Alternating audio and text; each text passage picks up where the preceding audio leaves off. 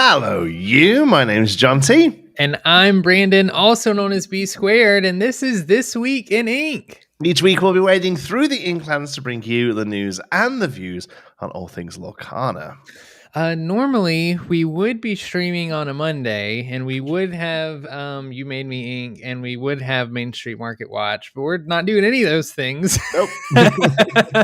Because we've got a lot of cards to go over. Reveal season is in full swing. Apologies for missing Monday again this week. Yeah, it's Brandon shouldn't be apologizing. It's completely on me again. Unfortunately, I completely I thought I had a couple of weeks until this, but I had a work conference that I was away from Sunday until earlier today. I got back about 2 hours ago, actually, so I'm running on Steam right now. But yeah, it's my fault that we're pushed back. But we didn't want to miss a week, much like last week, just because, as Brandon says, we're right in the middle of reveal season. There's all sort of stuff going on. Mm-hmm. Yeah, we have a ton of cards to reveal. We also have Atlanta. We have a lot of cards that we're going over because Ursula's return is next week. It is live next week. I feel like it should be 3 weeks from now for some reason. I don't know about you. I don't know if you. Yeah, it feels like it's really crept up on us. Yeah. We'll also be discussing the late topics and taking opinions from the live chat.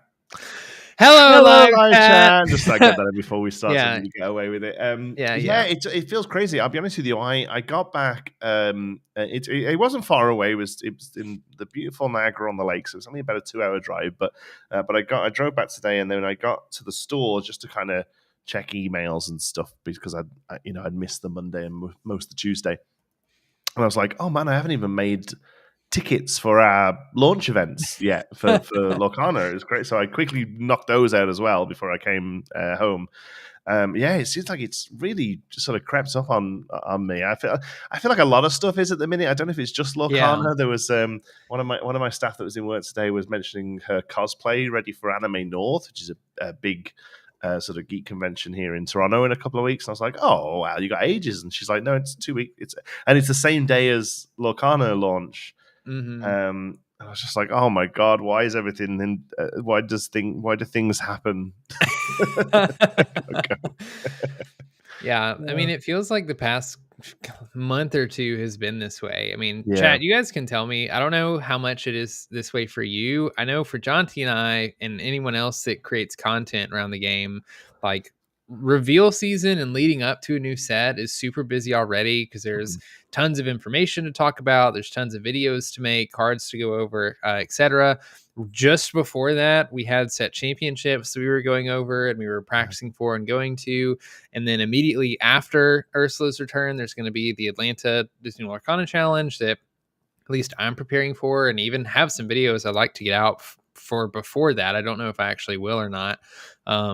And so it just feels like it just hasn't stopped coming. It won't stop coming, and it won't stop coming, and it won't stop coming. And you just got to hit the ground running. But I think it's probably as Espion in the chat there says that the set championships are what really has affected us this time around. I think, and like you say, with challenges a little later, soon after as well.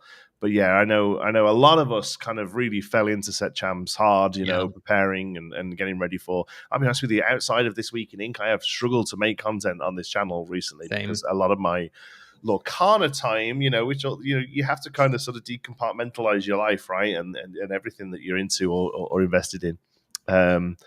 Sort of has its own sort of amount of time that you can dictate to it. So a lot of my Lorcana stuff was getting ready for set champs myself, not only running a relatively large and successful event myself, but then also trying to go to a few and getting one of these stitches. So yeah, it's been full on, but we shouldn't moan really. It's a good problem to have. Lots of great stuff coming for the game, and absolutely, lots going on, and we race into the first year of the game very soon. With Gen Con around the corner. I don't think we have much details regarding that yet. I know Pastimes has put a thing out looking for staff for Lorcana, much like they did for the release. But it's It's all still a little up in the air. So we will be going mostly a reveal show as these very often are during the thicker reveal season. But we did want to talk a little bit about Atlanta, which is again also very soon. It's the week after the LGS launch. Yeah. Right? Yeah, Ursula's Return comes out next week, and then the week after that, the next weekend, is the very first Disney Lorcana Challenge in Atlanta.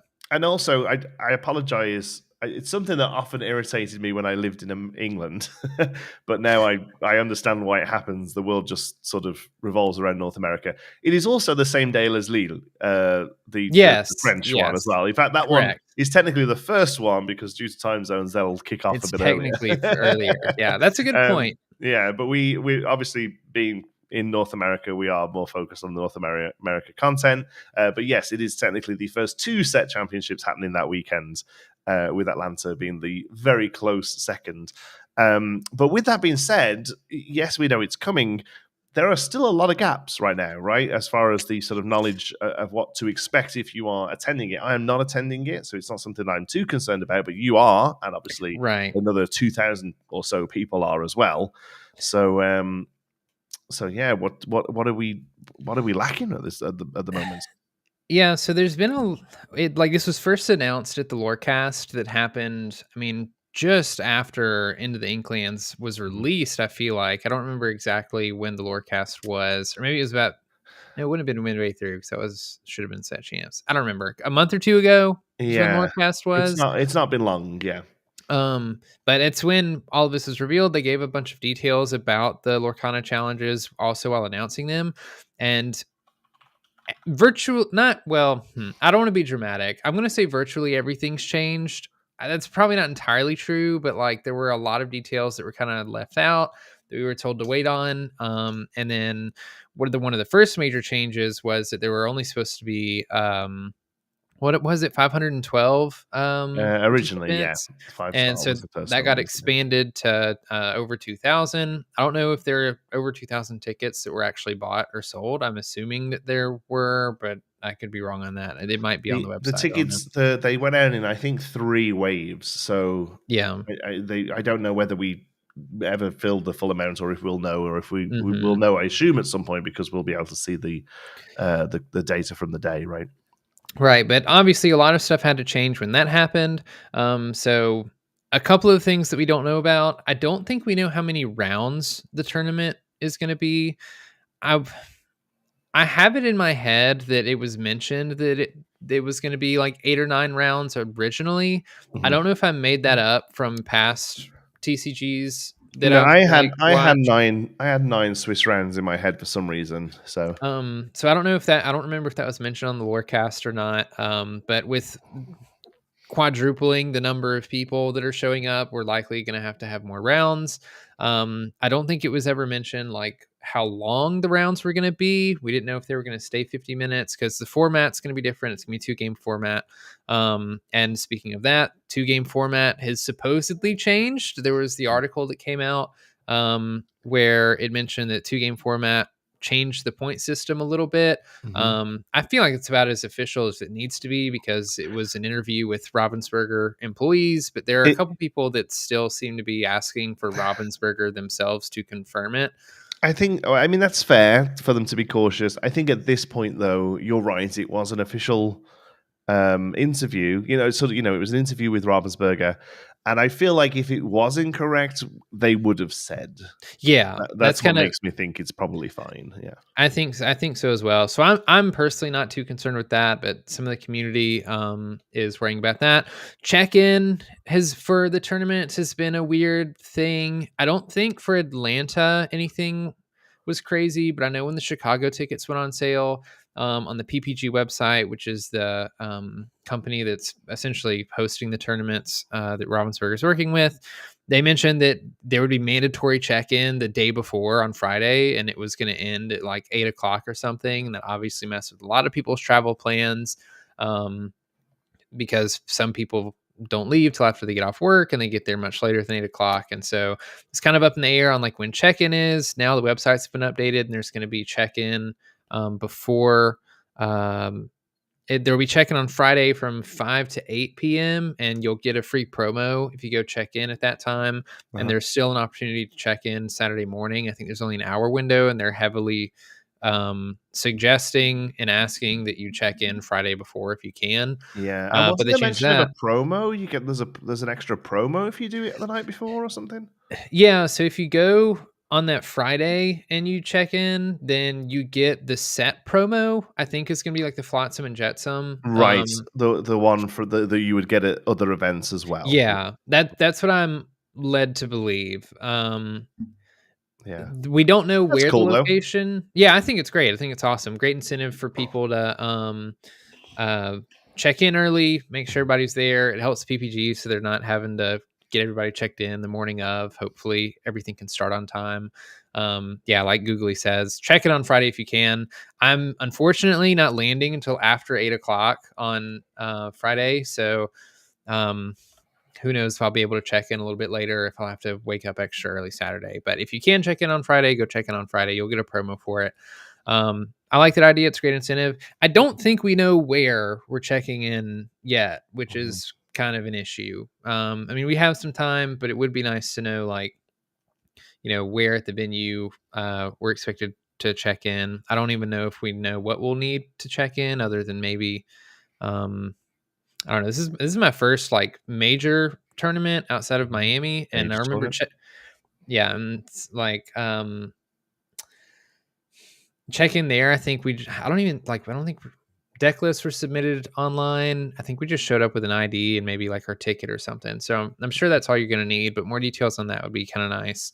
I know a lot of people were asking about what else is going on other than the actual tournament. Like, are there going to be side events? Are there going to be artists there? Are there going to be vendors there? Like, what else is going to be happening? I don't think we know anything about that. I did see a mention somewhere. Somebody sort of screenshotted something and highlighted it that said spectator ticket.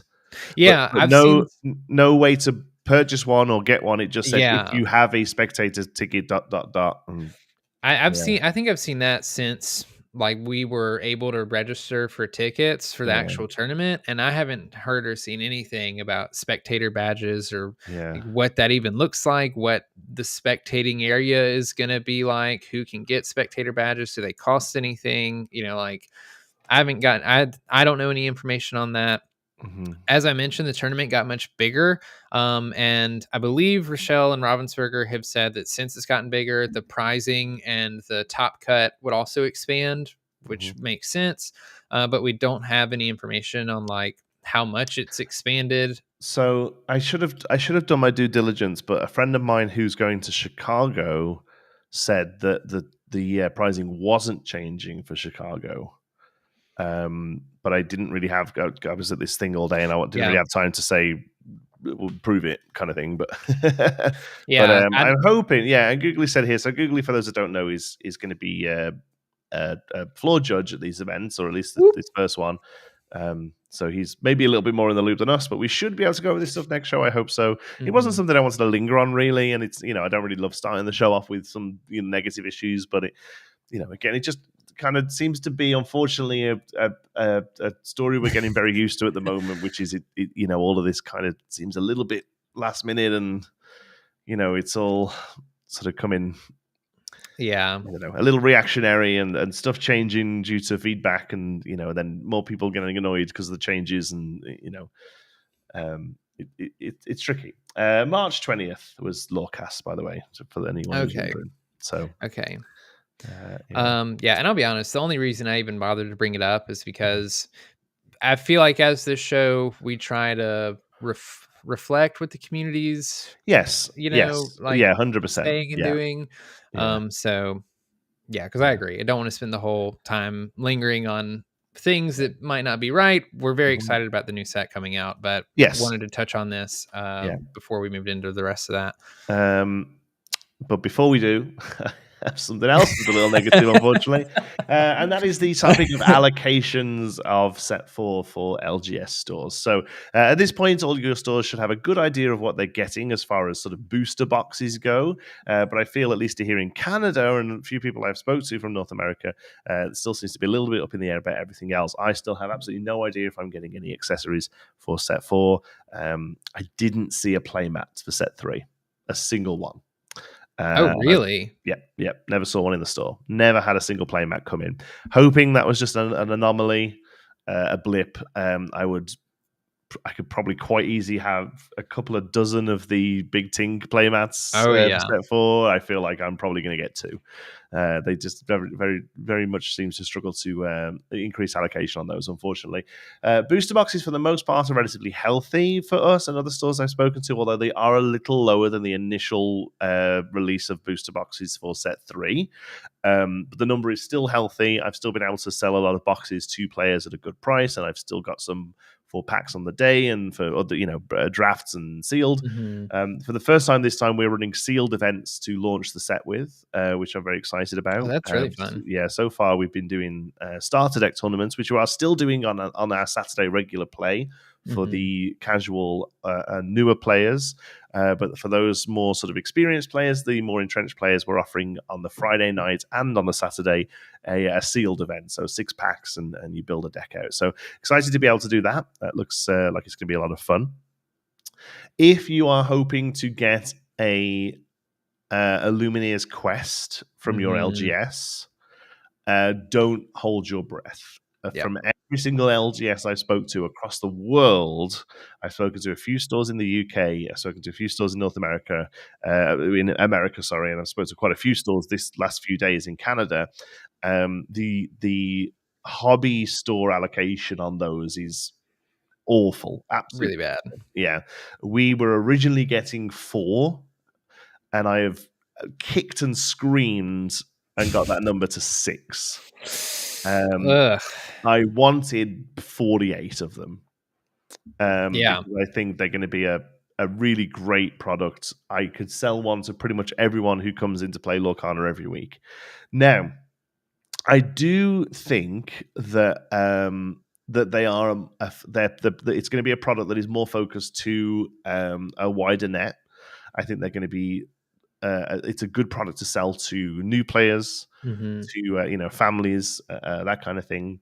So I wouldn't be surprised if you see a lot more of these show up at the larger stores, the big box stores. Okay, so I do think that's probably if you want to get one and you're unable, and your store isn't able, your local game store isn't able to pre-order them.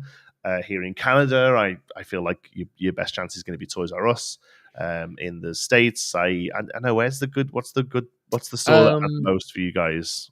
I hear a lot of success at places like Target. I have a Walmart. Sometimes it's hit or miss there. Like I've never seen anything more than just packs at a Walmart, but I've seen people that have been able to find like troves and other sealed products. So probably Target, if I had to guess. I know Best Buy sometimes does pre-orders and like has some stuff there too. Yeah, I would say wherever it is that you've managed to find like a trove or a gift set in the past, that's where these things are going to be. Yeah, so it looks like Anthony there points out, camping outside Toys R Us again, great. And this is the problem. I think this Ursula's quest, moving to having those mostly going out to big box stores, I think is a great thing. But if I, as an LGS manager, can't supply my regulars with one, they will be lining up at Toys R Us, and they will all be gone before the clock gets to 5 past the hour. Yeah. Anybody finds them. So it does. So that it's not if the LGSs aren't able to satiate the demand of the entrenched players, then the entrenched players will go and take it from the wider market, and then the stuff just doesn't get into new players' hands that way. So Lumineers Quest is a great product to have out on the shelves of Walmarts and Best Buys and whatever else, but only if because they're going to want one because it's a new product. It's got alternate art cards in there. It's got whatever's inside that little gold baggie. Yeah. Doesn't matter what it is. I need one of them. right? Yeah, Unfortunately, and I'll say it now, and I'll say you now. There's 6 coming into the store. There's one of them one of them has your isn't name leaving on my it. office. Yeah, right. Yeah. Like, unfortunately, that's perk of the job. I don't get dental, but I get first refusal on the product. Yeah, I mean, like, I don't have that privilege, and in the past, my LGSs have gotten very few troves and gift sets, and luckily, I say luckily, it's part of the, like, bittersweetness of not having a huge community. I'm usually the one that gets the trove or the gift set or whatever, because one, they know that I do YouTube and, like to make reviews on the product, but also because they know I'm a really dedicated player there, and, like, this is one of those products that I really don't want to take like the one of, because I'm excited to get it. I want to play it. I'm really excited to see what it's all about. But I'm also really excited at the idea of somebody getting into the game because they see this. It's a co-op game. They're able to play with their family or children or whoever that maybe doesn't want to play the one versus one, standard way we've been playing Lorcana.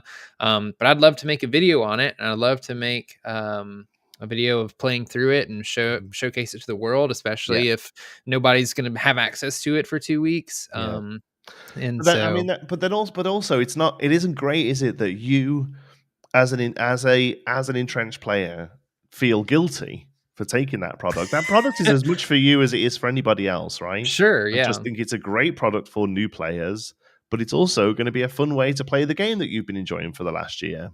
Yeah, exactly. Michael says, if the Luminous Quest is anything like the gift sets, there will be tons at Disney Springs or Downtown Disney. Seems to be the way. I saw that. I saw Downtown Disney get a restock of D100 sets today, randomly. Oh, really? And that's good. I'm more than happy for that product to be sat in parks, but that's if you're in one of 2 very specific areas of the United States, right? Like, that's so great. That's basically like listing 2 LGS that have them. Really, let's be honest. They might have a slightly wider reach, but really, there is 2 stores that have them, basically. Scott says, why do you think LGS are giving so many boxes, but it seems like accessories, troves, mats, etc. are more for retail? I mean, it makes sense if the product is limited. The one thing I want the most of is cards, and that and the most of the people who are coming into my store, they want the cards. So if the stuff has to get split up so that it's spread between the 2, I would like mats and accessories and troves. But if they gave me the choice and said it's that or just packs, I would still always just take packs. I just don't want to have to make that choice. Yeah. That's the thing. I will always take packs, but otherwise it just seems to be how it goes. And then Scott says, my LGS got 315 cloud booster boxes, 4 mats, 8 troves. And yeah, my numbers aren't quite that extreme. I think we did 120 in clans altogether. But yeah, I got 8 troves and never saw another one. So yeah, it just seems to be, unfortunately, that there just isn't enough of this stuff. That's sort of expanded on being an issue because it doesn't seem that those things are getting reprints either. It just seem that any reprinted or restock stuff is just booster packs. And again, it is the bread and butter of the game. It is the most important product. It is the backbone. It's the foundation of the product. So it makes sense. But it does mean that these things are just becoming more and more of a rarity and more of a collector's item and just being held by scalps than actually getting into the people's hands who should be getting them, Yep, I agree. And then Catherine says, yeah, I'm doing the same thing. I'm almost local to Disney area, so I'll be there. Think I'll have everything fully stocked except mats. And that's great if you're local to to the parks. I'm very jealous. I would like to live right by Disney. I'd go every day. I'd go and get a Mickey Mouse pretzel for my lunch. Me too, man. I wish I could go to the parks regularly. That'd be fun. So I'm not moaning about this problem. It isn't really anything of a shift. I wanted to bring it to people's attention just because the Luminous Quest is a new product, and I would argue that it's the flagship product of this set. But it does seem that the allocation, unfortunately for LGS, is as low as the troves and gift sets haven't been in the past. So if you're desperate for one, I would suggest looking through one through other means. Yeah. And I will say, if it is going to be difficult for you to get an Luminous Quest and it's something you're really looking forward to and you don't want it to be completely spoiled, avert your eyes from every YouTube video, Twitter post, anything you can for the 2 weeks in between there, because the day it comes out, probably before that, somebody's going to have opened the little prize pack and shared it. Somebody's going to have a video up on the whole thing. Yeah, I'm thinking that I would like to try and record it. Try and record the gameplay of maybe me and my boss at the store or something. But I have said that I will like blur out the card so that it doesn't. I don't spoil it for people. But other people won't have that courtesy. I guarantee you now, you will see what this card is about 2 or 3 days before LGS launch. I'm not even saying avoid the internet. You'll see this thing. You'll open Twitter, you'll open Facebook, you'll open Discord. It'll be there. Unfortunately, it's just going to be how it is. I'll tell you that for free. Lee Barb says, "Any word on spectator tickets?" We did touch that briefly. No, not yet. I don't think, other than that they seemingly exist. I don't think. I don't think we know anything else. So. All right. Well, that's all the miserable stuff. Do you want us to look at some cards? yeah. Let's end it on a high note, I guess, and look at some of the cards to be excited about. We have 60 cards to look at today. Yeah, quite a few. Only 60? I think we have more than that. There's 65 listed, but 5 of them are the enchanted. So mechanically unique cards, we have 60 to look at. Okay. Should it be more? I think so. I'm looking at our little I never know what to call this thing. Oh yeah, that list, our show notes is a lot longer. Show notes, there you go. Yeah, there's quite a few longer, so I don't know what you're missing. I know the ones I haven't got. I haven't got the ones from the starter deck videos that people did. Oh, okay. So from 55 onwards on our list, I'll try and bring up I'll bring up Mushu report and we'll look at them from there. That's fine. We can make that work when we get there. Yeah. Shouts out to Lorcana villain in the chat, by the way, with those starter deck videos. I saw those eyes when you were talking about the Illumineers quest. I don't know if you're hinting. Oh my god! If you sat there with one, I swear to God, I'm flying back to England. Have one, yeah. I'm gonna put on an accent and start. Or maybe I shouldn't do that. Maybe that would be offensive. It's not an accent. It's just how the words are supposed to sound. Okay. You have the accents. It's all made up. It doesn't matter. So yes, this video made me this made me angry. If you get a card review, just give it a bit of credit and show it nicely, please. Yeah. I don't I can't even show you the card. I know what the stats are for this. I think it's a 3/3.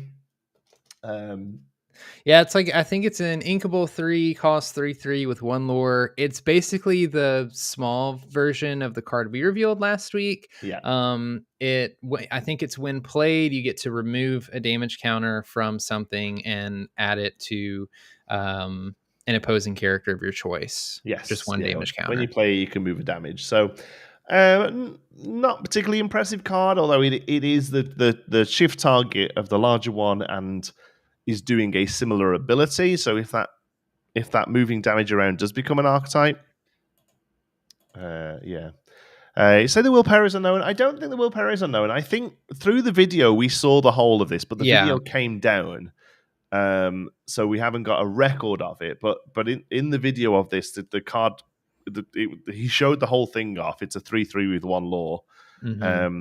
Just this is the only thing that sort of survived that, because it was on a, I don't know, the kids, one of the kids do TikTok or whatever, where it only stays up for 6 hours or something. I don't know. I think it was an Instagram story. Instagram, yeah. It's a wild way to do a card reveal, by the way.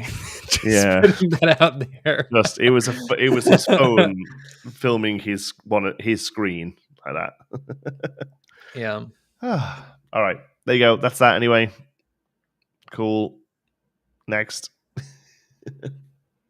Ooh, do you want to take this one or me? Sure. 2-costed Inkable location in steel, Thieves, the Big Olive. This is a 7 willpower, 1 move cost location with the ability, if you can make it here during your turn, whenever a character banishes another character in a challenge whilst here, gain 2 lore. Common card with art by Nicholas Kai. Cool.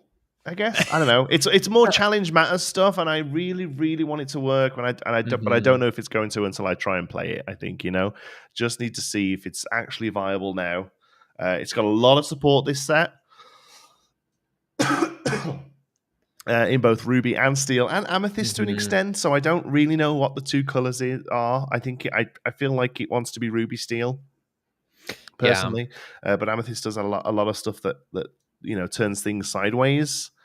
So I really hope it works. I really hope it gets put together and it's playable, because it's something I have tried to play now a couple of times with Shere Khan and the Shift Queen of Hearts, and it never quite made it, mostly because of the prevalence of the bounce package in Amethyst, honestly.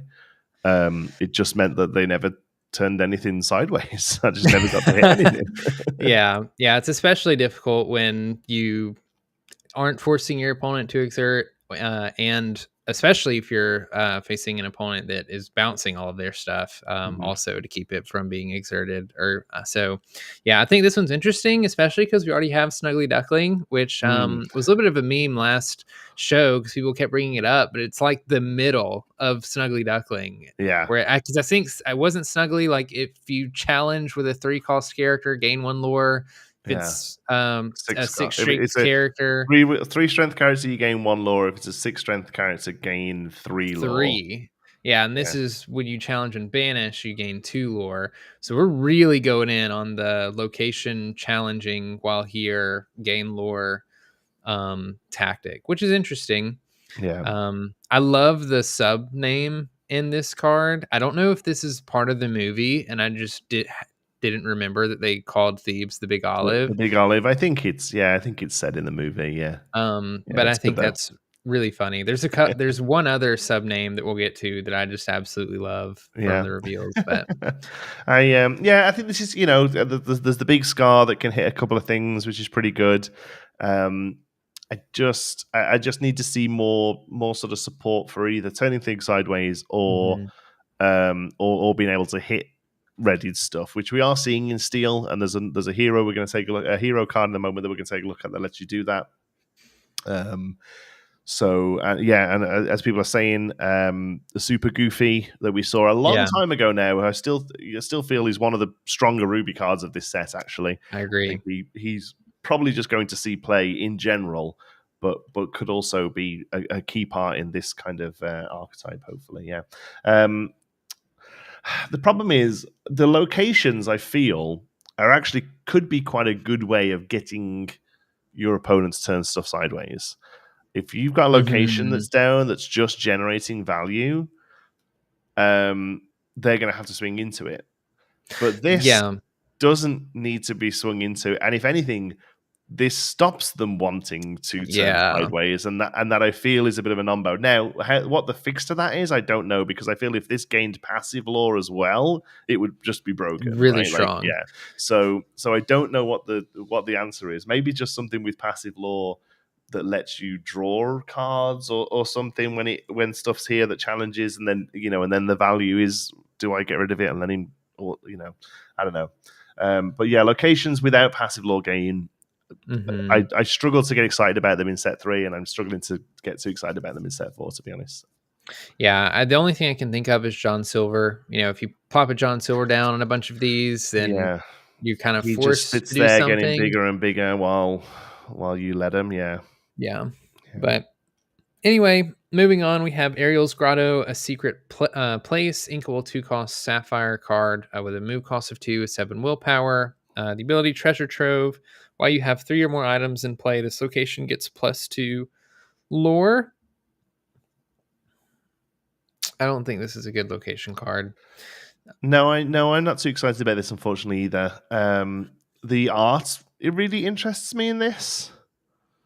I'll be honest, I haven't really even looked at it until now. It looks like some sort of like mobile illuminary that's sort of taking light from the top of the grotto and pushing it up to like a portal or something. Yeah, that thing on the left is interesting. I don't know what that's supposed to be. It honestly reminds me of a lot of the items we've seen, like Maurice tinkering with and things like that, leading up to all of this. So my problem with this one is I mean, I personally am not so much of a fan of items, but I think even if you are, like, I feel like the item deck doesn't even have 3 items out. Well, yeah, that's my thought. We'll get, like, you already have Hiram Flaversham that's like taking or banishing items to draw cards. There's another card coming up that banishes items to gain lore. Like a lot of what the item deck wants to do is actually get rid of its items, and like you benefit off of it some with cards like Tamatoa, and I think Ariel that we'll get to in a minute. But yeah, and like maybe the item deck sort of splits into two, right? And there's the one that generates value from sort of like running through your items, and then there's another deck that generates value from a critical mass of items on the board. Yeah, which would be fun. I mean, I appreciate that items already has a deck, and I wouldn't mind it having multiple different versions of this. Keep having the versions spread out. I feel like there's a possibility of a Ruby Amethyst deck this set that looks very different to the Ruby Amethyst deck that we're seeing at the moment. That's focused more on challenging. Whether or not it's any good, I don't know, but I do like the idea that eventually we're going to get to a point where two colors isn't enough to describe the deck you're playing. You need to then be like, the two colors this deck. You know, I quite like that. I've been eagerly waiting for that moment to come, because then we've just exploded in deck archetypes, and that happens. I think maybe Amber Steel this set. Yes, there's definitely Song for the longest, but I do think there's maybe a hero / bodyguard musketeer thing that could happen there and be prevalent as well. So that's exciting. IPA Music says, "Do you like items or locations more, Jonti?" Songs. All right. Next up, we have a 3. Is it going to move? It's not showing. It takes a while when it's there's a lot in the file. Just one huge PDF that I have to upload these on this format. 3-costed Inkable item in Sapphire Great Stone Dragon. Uncommon card with abilities Asleep. This item enters play exerted and awaken. Exert this card to put a character card from your discard into your Inkwell face down and exerted. This was revealed by our good friend D. Subban over at Mushu Report. Love Mushu. And it's the closest thing we've had to a Mushu card, and he got to reveal it. So that's nice that they're still paying attention to the content creators' interests and likes and stuff. I really don't think this is good. I'm happy to go out and say, because I've had arguments about this card this week. Oh, yeah. I don't think this is tradition. A good card. It's a tradition at this point for Jonti to have a card come out, ask people why it's good, and they just read the card back to him. And they tell me what it says. I'm like, oh, I know what it says, and that's why I don't think it's good. Yeah. I love the idea of this card. I think the ability, just in general, the idea of putting stuff from your Inkwell into your from your discard into your Inkwell is very powerful. I think because of that, they have castrated this card. I think this reads to me like a card that originally said exert, put a card from your discard into your Inkwell. And then in playtesting, they went, that's too good. Make it so it has to be a character card, so you can't just loop items. So you can't just pop your popsicle and then get ink. Okay, cool, character card. No, that's still too good. Make it so that it enters exerted. No, that's still too good. Okay, make this item enter exerted. I just feel like it's constantly got wound down in playtesting. That's really how it feels to me. This is an item that comes down on 3 and gains you no benefit till turn 5. Yeah. Yeah, and that's where it really hurts, because even if you look at a card like Heart of Tefiti can technically gain you value sooner than turn 5. And it's like the closest thing we had to Fishbone Quill before this came along. And I agree. I understand that with Fishbone Quill, you're taking cards out of your hand, which is not ideal. And there are definitely decks that can play a card like Great Stone Dragon where you can force character cards into your discard before you play it.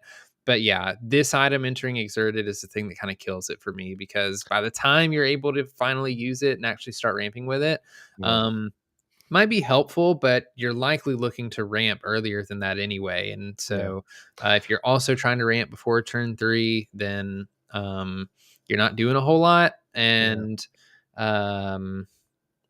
once you get like the later and later in the game you get, the less and less important it is that you're really ramping all that much. So yeah, and the deck, like I said, the item deck that wants to get stuff in the discard, you're going to play this on 3.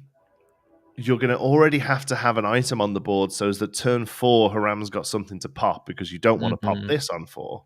So on turn 1 you've probably played a Porpsicle. On 2 you could maybe like Scuttle on 2 maybe isn't terrible. This on 3, Haram on 4.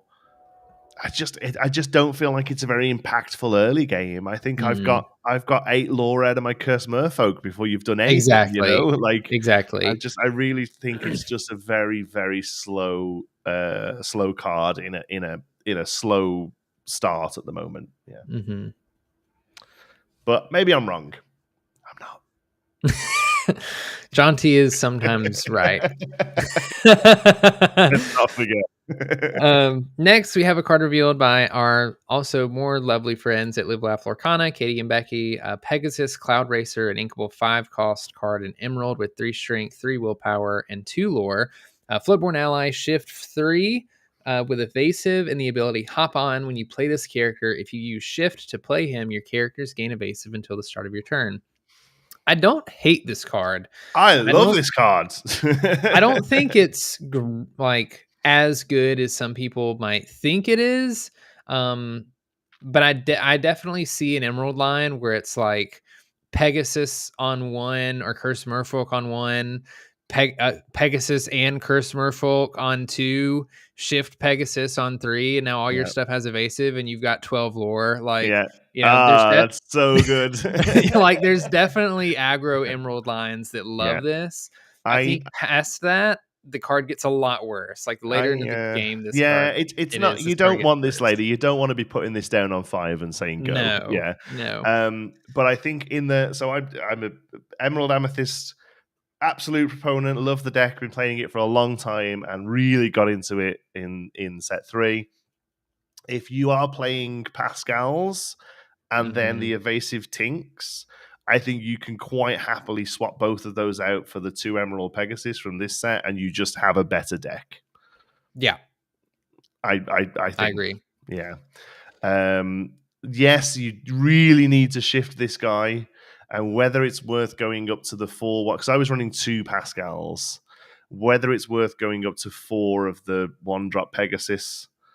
And dropping something like Chernobog's down, which I don't hate, but whether it's worth it just so the consistency of shifting this is happening more often, because that hop on ability is only if it's shifted and only on play. So at some point, this is just going to be a 3/3. Excuse me, a 3/3 evasive that quests for 2, which 3 is not great, especially into steel, which is already where this deck is struggling.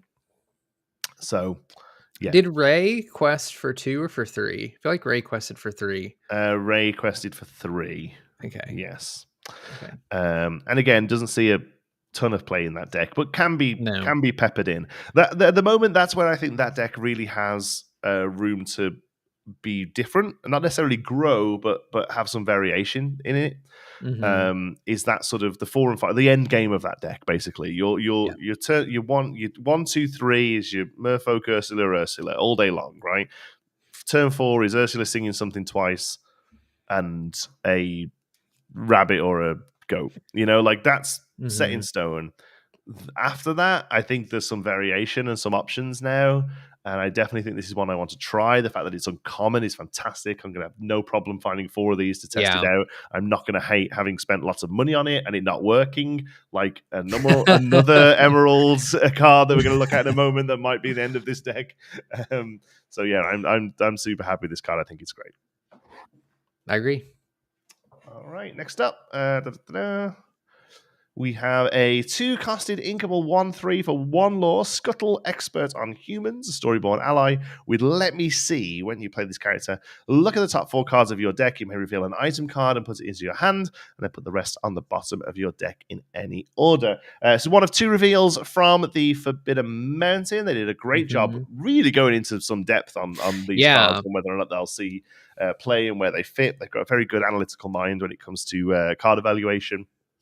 And this it's Ariel for items, Yeah. which I think the one thing that really sticks out with me in this card is it shows me how good songs are, because I'm so much more excited about going and looking for a song than I am going and looking for an item.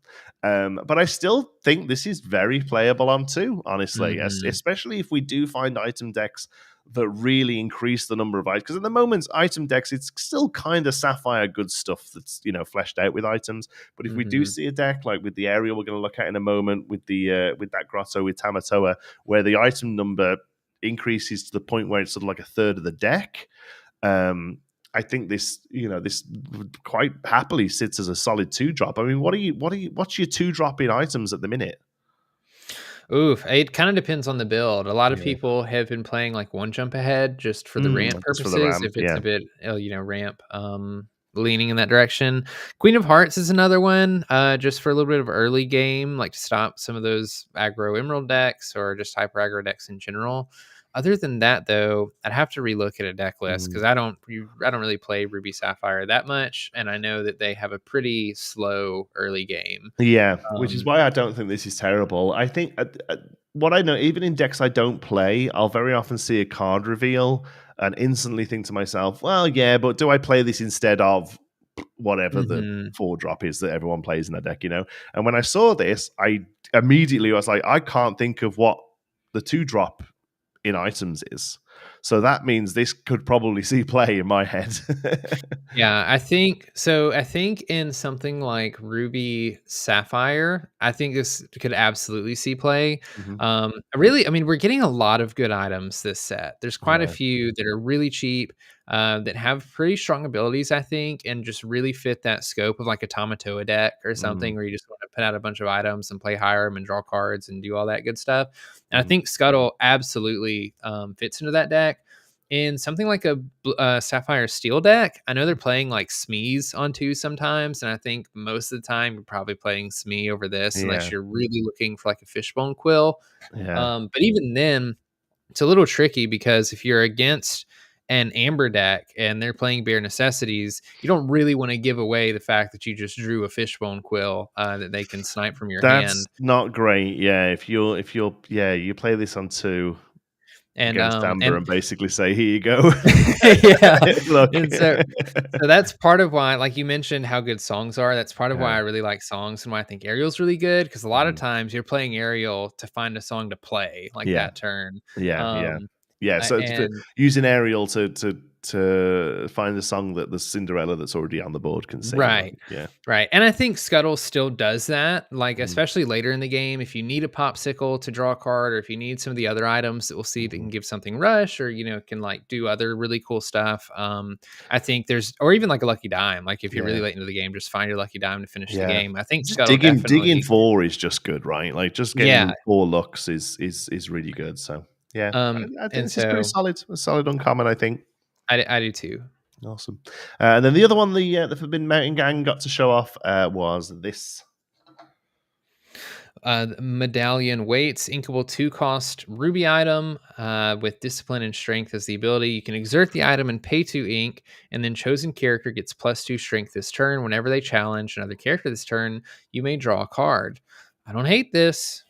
I don't, especially in like a Ruby Sapphire ramp deck. I don't think this is a card that you play on 2 because you're just not gonna be able to use it very early. I don't know if it's good enough to replace some of the cards that are already in that deck, but I can see this being toyed with if those decks want a little bit more consistency.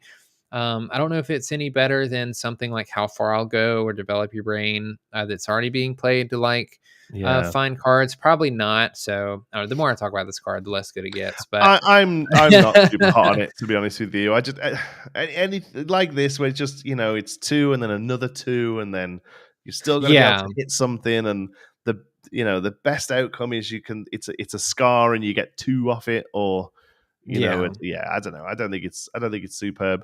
I would maybe draft this where challenging is more of a challenging is.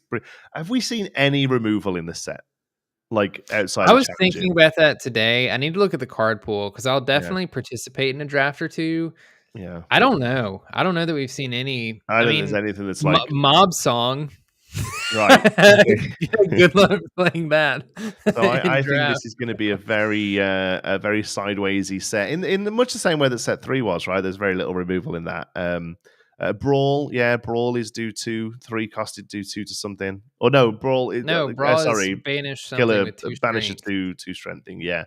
Yeah. Um Yeah, I guess there's less like King Undisputed, damage removal, and there's yeah, more just banish removal or like yeah. bounce So removal. there's a bit, but still not a ton. So something like this, I might look at this and think, well, this is my removal. Basically, this is what I've got. So maybe it's a thing, and the fact that it lets you, even if something is banishing itself in this challenge, at least it's sort of replacing itself with the card draw. So it might see limited play, but otherwise, I'm not super hard on it. Next up, 1 costed Inkable. Location in Amber, Atlantica. Concert Hall, 6 on the willpower, 2 on the move cost. Underwater acoustics characters count as having +2 cost to sing songs while here. Common card with art by Alex Shin. This was one of 3 cards showed off by our good friends over at Citizens of Lorcana. Thematically pretty good. I don't know. 2 on the. It's weird that every location I see, if that move cost isn't 1, I'm like, man, I'm not interested. Yeah, I mean, it says a lot that's the break point, right? Like just the one extra, like that's kind of how important tempo in this game can be. And I kind of agree. If this was a 1 cost move for 1, it'd be very good, probably too good. Yeah. Because this can open up more like 5 cost sing lines on turn 3 with cards like Cinderella, but you kind of can already do that. And there's really a lot of ways you can hit 5 in Steel Song, right? You've got Cinderella line, the Queen line, the Robin Hood line. It's you're getting that 5 singer a lot. So and I think those lines are better than playing this. Again, and kind of going back to the discussion we had earlier about locations, it doesn't have lore. Yeah, like put a lore on this. The best locations in the game and the ones that have seen the most play are ones that like have 2 lore and have a pretty good ability. And so anytime I don't see lore on a location, I'm very hesitant to think that it's like better than other stuff you can be doing. Stephen saying Ursula Deceiver of All, singing 5 cost songs twice here, too good. To the point where if this was Steel or Emerald, it would be broken. But the fact that she doesn't get to sing Grab Your Swords twice or Whole New World twice because of the color combos, I think it was a conscious decision. I will say there's an extremely toxic Amber Emerald deck that I think can play this with Ursula and cards like We Don't Talk About Bruno and is You've Forgotten Me a song? I don't think it is. No, it isn't. Okay. So again, every time I look at something like that, it makes me go, yeah, they know what they're doing. They know what they're doing. I'm mostly scared about We Don't Talk About Bruno and my opponent making me pick up 2 cards and then discard 2 random cards out of my hand with an Ursula bet. And 2 ink colors that are very heavily skewed towards discard. To discard anyway, right? Like that's quite an aggressive discard line. I think the only thing that's sort of stopping that being insane is that those colors together, like I don't know, it doesn't. I feel like it doesn't have the best board presence. Yeah, okay, you're discarding a lot, but where's your win con, right? Or are you just expecting your opponent to scoop and be like, oh, forget this? I think it's definitely one of those that like they don't have a bunch of characters that can interact with your board very well, because they just don't have a ton of strength, and so you have to empty the opponent's hand and then end the game very quickly before the opponent can recover, or else you just kind of fall apart. But yes, I think it's a conscious decision, I think, for this not to be Emerald or Steel, just because the 5 drops in Steel, 5 costly songs in Steel is still I think personally some of the best songs in the game. Still. So All right, next up. Next, we have, oh my goodness, I think this card's so good. We have Hidden Inkcaster, an uninkable 2-cost item in Emerald with 2 abilities. The first one, Fresh Ink. When you play this item, draw a card. Pretty good ability. And the next ability, Unexpected Treasure. All cards in your hand count as being inkable, basically. Yes. Is having the inkwell symbol is what that means. So the meme of Emerald only having uninkable cards is no more because because of this uninkable card. Because all you need is a hidden ink caster and 2 ink to play it. And then I know that it's not like actually that great because you have to first of all find this item and you have to have enough ink in your deck to get to 2 ink and play this. And then there's plenty of cards in the game that remove items, but I do think this card's really good. First of all, it replaces itself, and like that by itself is usually pretty good on a card. Popsicles enough, right? Exactly. And the second part of this card makes Emerald decks unbelievably more consistent. Like, I don't think you should play many more uninkables than you already were. It just keeps you from bricking, right? Like any cards that you can't use, like one of the big things I like to talk about with uninkable cards is they need to be really flexible for the most part to be good and worth playing. And I think you can play slightly less flexible cards in a deck like this because of this card, that are uninkable because of this card. Stephen here says Villain doesn't think this is very Bivens. And I disagree with Baker on this one. We chatted about it on Twitter as well. I was like, and I said exactly that. Don't think of this as a way to be greedy. Just think of it as a way to just have consistency in a deck that needed it. I am going to just take a moment to very briefly click this button, and then this button, and then this button, and show you Arkham's Astroblade. I just have to go and quickly find this. Arkham's Astroblade. This is a one-costed snow artifact. When it enters the battlefield, draw a card and pay 1 to exert it, and add 1 mana of any color. So what's this doing in Magic is allowing, and it's what we call filtering. That 1 means exerting an ink, basically. That 1 there, and you turn this sideways as well. And then that ink in Magic mana is color specific. So imagine in this game that you would have to declare that these are amethyst inks and these are emerald inks in your inkwell. This lets you change that. So you can say, well, I'm going to turn this plane sideways and this, and my planes now no longer generates a white mana, it generates the black mana that a swamp would normally do.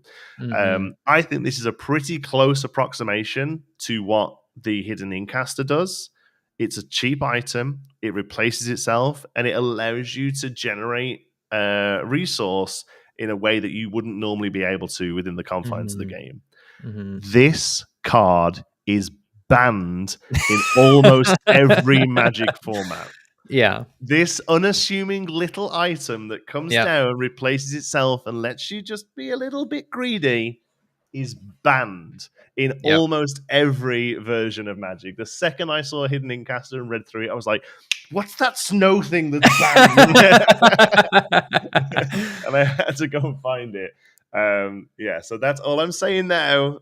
If you're all talking about ban lists and you're all saying Fox and Whole New World, this little stick might be might be more of a problem than we think. When I also, like, if you just compare it to a card like Fishbone Quill, I know that this isn't letting you ramp, like it's not letting you put an extra card in the Inkwell, but part of the benefit of playing Quill, like the reason that Quill is so good into Whole New World decks is because it doesn't matter what's in your hand. Like if you have a handful of uninkables, you can just ink one of them and continue on with your turn. And like this is Fishbone Quill that draws a card when it's played, and like you just don't get to ramp the extra card, which is a big part of Fishbone Quill. But I would say almost as equally big part of Fishbone Quill is that you can ink an uninkable card. This card, it's just this card alone makes me wonder if Sapphire Emerald items is a thing. Could be. Definitely could be. Yeah. Baker's not backing down on it. Isn't it you that says we don't care about Magic Yu-Gi-Oh? Yeah. Well, I'm flippant. I can tell you. Just play Quill. I mean, yeah. I think if you're in sure, Sapphire, yes, you do play exactly. Quill. Yeah. Exactly. It's like if you're in Sapphire, sure, but the flexibility of being able to play this with any other ink color is really strong, I think. Especially I really like don't mind this. in a deck pairing that is Emerald or Emerald Steel that is already really strong and has a crap ton of uninkables, like this card, it has to be good in that deck, in versions of that deck. There's already versions of Emerald Steel that probably don't run this, but I don't know. I'm fully convinced this is a good card. I'm convinced this is one of the better cards in Emerald this set. Yeah, and that's tough for them, man. I think Emerald's had some spice this set. They've had great cards this set. Yeah. Let me have a look. We're looking at. Well, there are 4, 5, 6. There are 7 more Emerald cards to look at today. I think 4 of them are good. All right. Next up. After this commercial break. Have to really think about it. Here she goes, that hidden Incaster. She's found it. Yeah. Did you do the last one? 6 costed, uninkable, 3/4, 3 lore, Ariel Treasure Collector. Storyborn hero princess in Sapphire with Ward. And this, the girl who has everything while you have more items in play than each opponent.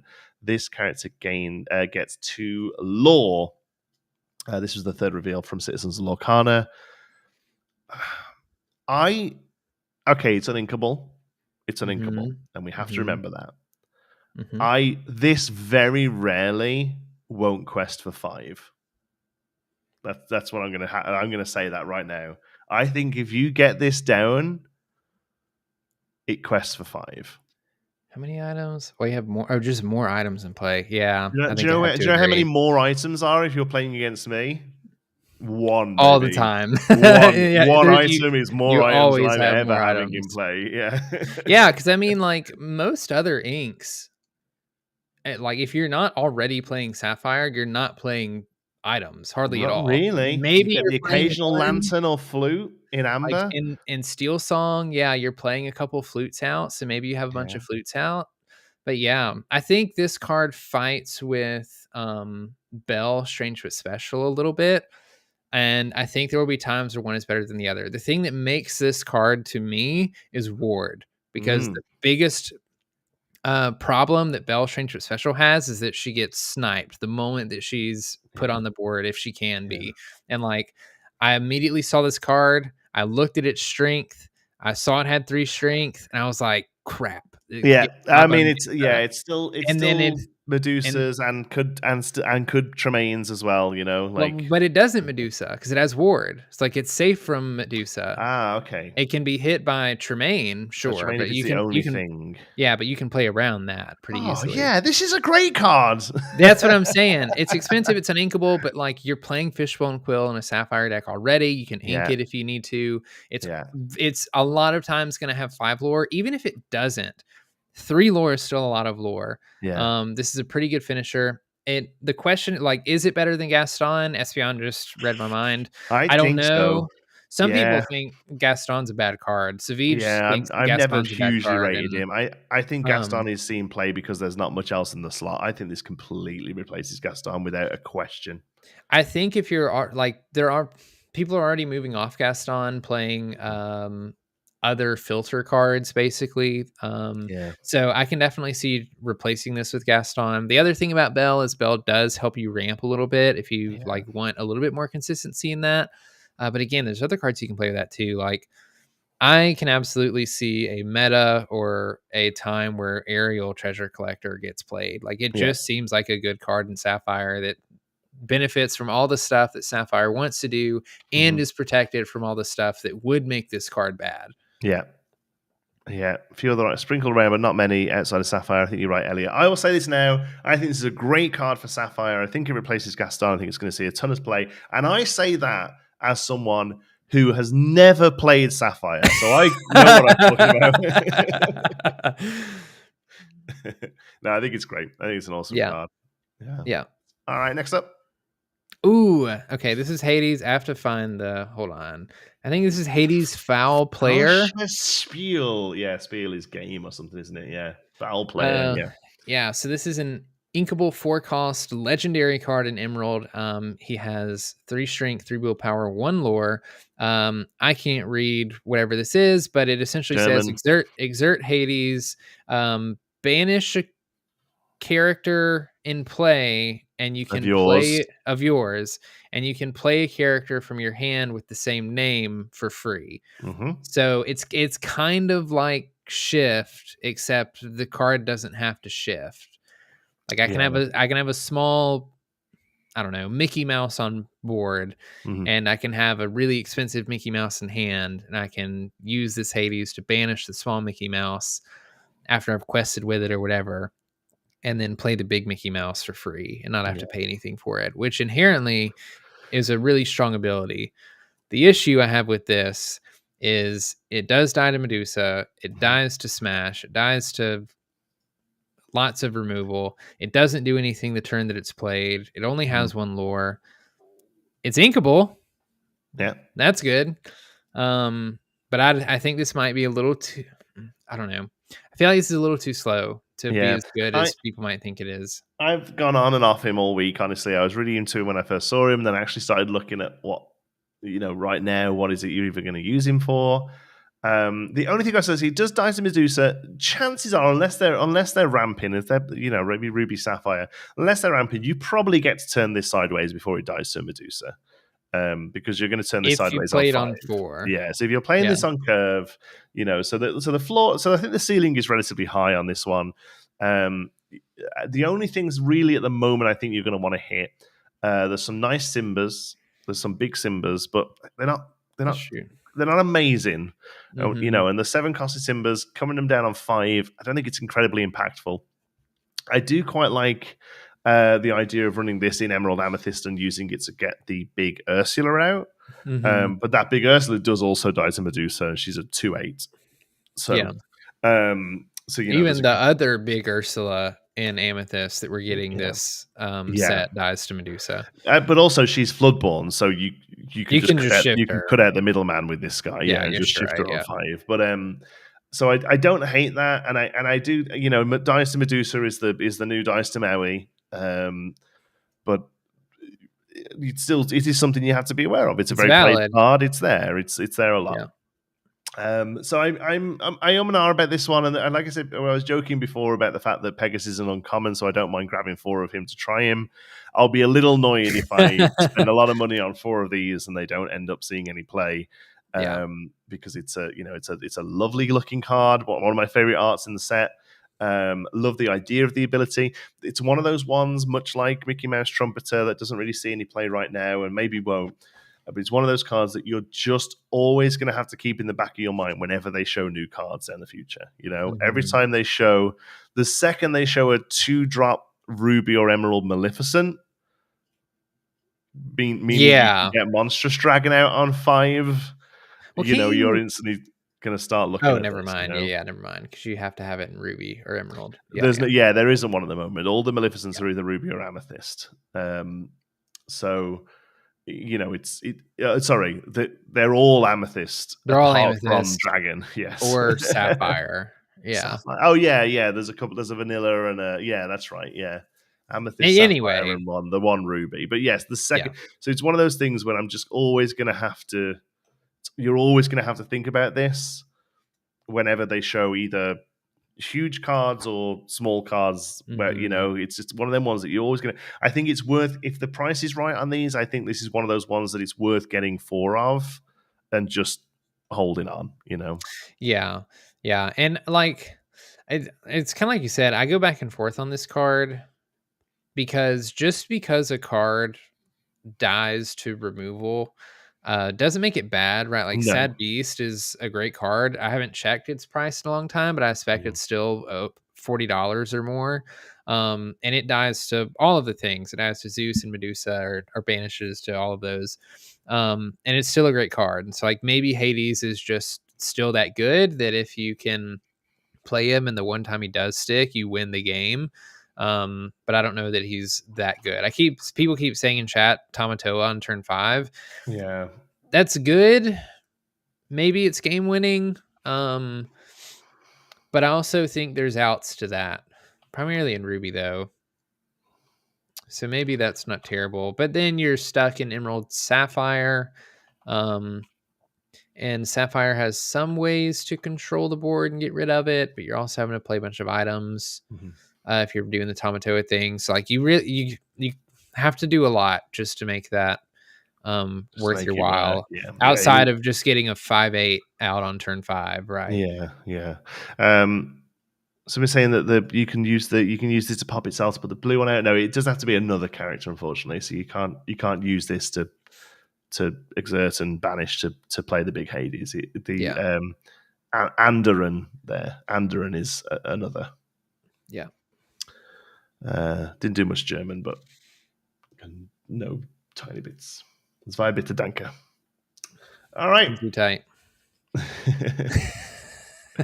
3 costed Uninkable 0/3 with 1 lore. Marshmallow didn't have Marshmallow 2 on my set 4 bingo card. Terrifying Snowman, Storyborn Ally.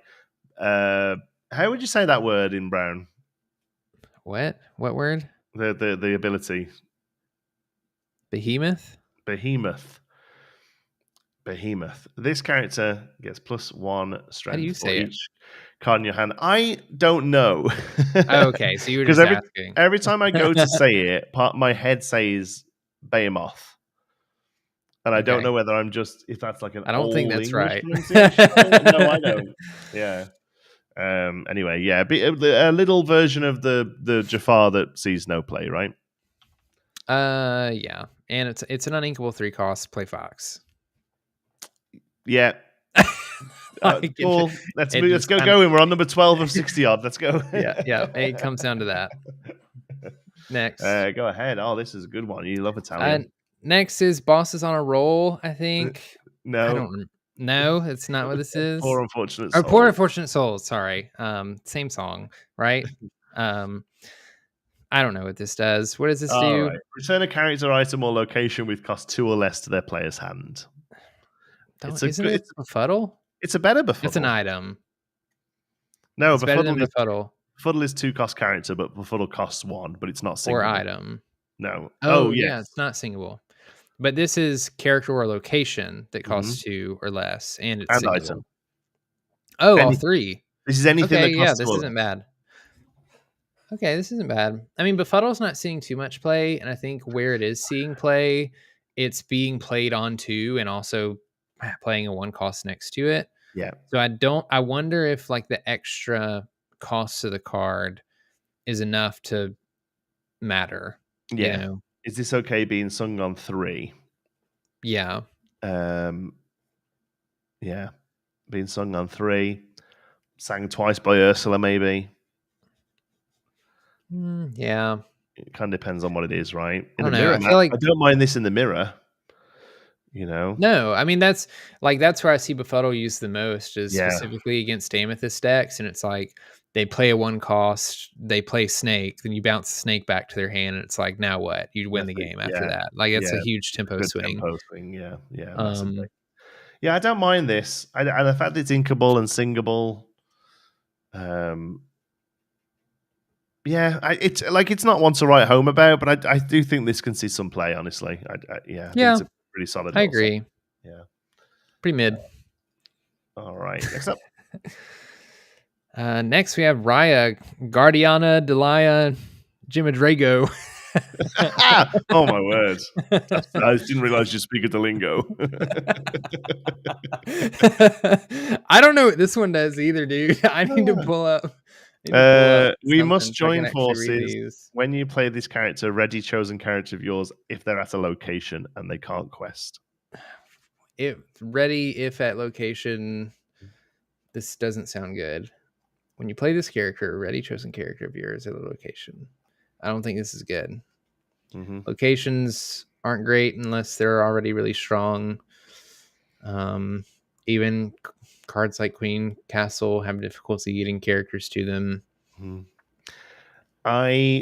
Maybe Tuk Tuk makes this a bit better. The new Tuk Tuk we saw. The new Tuk Tuk? I think might be quite good. We'll look at him in a bit. and there's maybe an Namari. And... I feel like there might be a Namari. Okay, I see.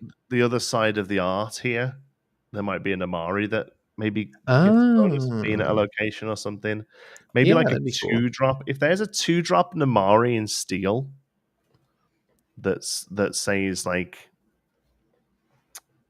I don't know what it would say. Something about being a location, quest for 1 more or something. So you play Namari on 2, you play Tuk Tuk on 3, move him and something. And a 2-drop Namari that says when this is at a location and it challenges something, it gets a bonus, right? It's a very possible card. We've seen a lot of that kind of stuff in this set, right? So a 2-drop Namari that says that when it's at a location, it challenges, you get an extra lore or whatever. Or it takes no damage. Oh, it takes no damage. That's good. Okay, so, right. Ravensburger, hi me. Right? 2-drop. 1-drop location, Namari on 2. For some reason, your opponent doesn't kill the location. But it hasn't banished the location yet. On 3, we play Tuk Tuk. Tuk Tuk and Namari both move to location. On 4, Namari swings out. You play Raya. It readies Namari. Profit. She does Snuggly Duckling. What was Snuggly Duckling? Is that a 1-drop? No, it's a 2 cost, I think. 2? I'm off curve now. 2/9, I think. I don't remember. I still think Tuk Tuk's pretty good. We need a 1-drop Namari there. We need a 1-drop Namari, Snuggly Duckling, Tuk Tuk, Raya. Jonti, we gotta move on, brother. This is a bad card. Let me go. The whole chat's like, dude, just move on. It's a bad card. I watched Raya and the Draft Dragon the other day. That's why I want it to be working. I still haven't watched it. I probably should. There's so many Raya cards. We have an Inkable 1 cost 1/3 in steel. We already had it with Tiana, but this one's Aladdin. Why is this not Namari, guys? Come on. You can use this one to shift the new shift steel Aladdin that we got that when exerted banishes an item or something. Yeah, I don't know. But you have to discard a card. This is fine draft filler, right? Like, whatever. All right, next. You can read the next one as well. Okay. Oh, wait. Oh, yes. We have Hold on. We missed one. I'm sorry. So about this one. Okay. We have an Inkable 4-cost legendary steel card, Donald Duck Buccaneer. He has 3 strength, 4 willpower, 1 lore, Dreamborn Hero Pirate Captain with the ability Boarding Party. During your turn, whenever this character banishes a character in a challenge, your other characters get +1 lore this turn. It's more challenge matter stuff, which I don't know is particularly great, but he is a pirate, which I really love. He's also a captain. And I've seen some people make some pretty decent arguments in like, you can still play this card in steel with cards like Smee, because like Smee won't take damage when this is out. Some decks struggle to find a decent 4-drop anyway. Amethyst is not one of those, but if you're steel like anything else, it's not a terrible 4-cost card to play. To be honest with you, it dies to Medusa and all the other stuff, but it's definitely a threat when on board because it can give all your stuff extra lore. So there's some upsides to this card.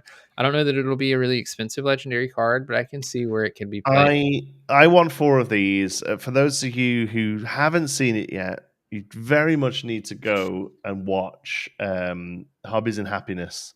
They've started a series called Multiplayer Madness, and it is. Oh, hold on! Do I click that button there? Here it is. Hey, there we are. And it's a multiplayer game that we played via webcam with Jim and Dan from Hobbies and Happiness, myself and Brandon here.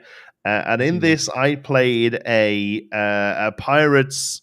Roughly Pirates Ruby Steel Challenge Matters deck, location deck. So there you can see my board is a Maui, a John Silver, and a Jim Hawkins. I would love this Donald Duck for that deck. Yeah. Like thematically just goes in there perfectly, just absolutely comes out swinging, like you said, comes down after Smee, does great, just bumps up your John Silver even more. I think this is really good fun. So yeah, definitely go and watch this if you haven't already. But I love this Donald Duck for that, and I want 4 of them. And like you say, I think it's probably going to be like a $5 legendary after a little while anyway, so probably should be able to grab these, I think. Yeah. Yeah, and so I feel like we're going really heavy into typal synergy this set between heroes, brooms, and pirates. Yeah, I would and absolutely Madrigal.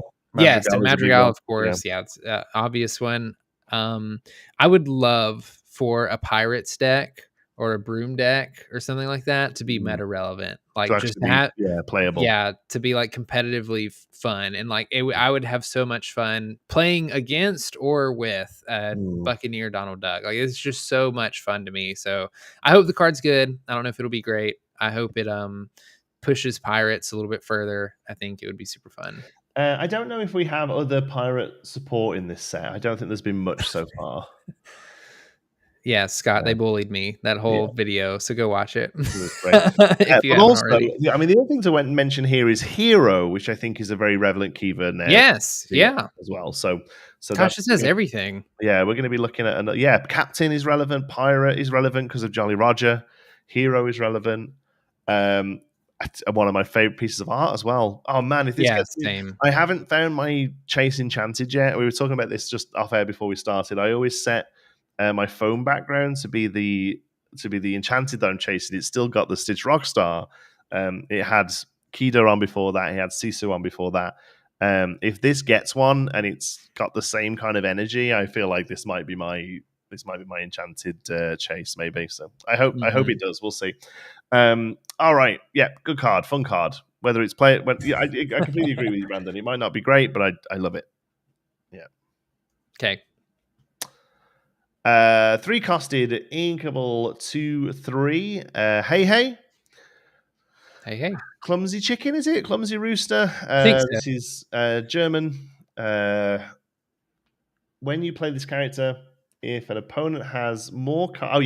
when you play this character, if the opponent has more cards in their inkwell than you catch up, basically. You put the top card of your inkwell face down and exert it.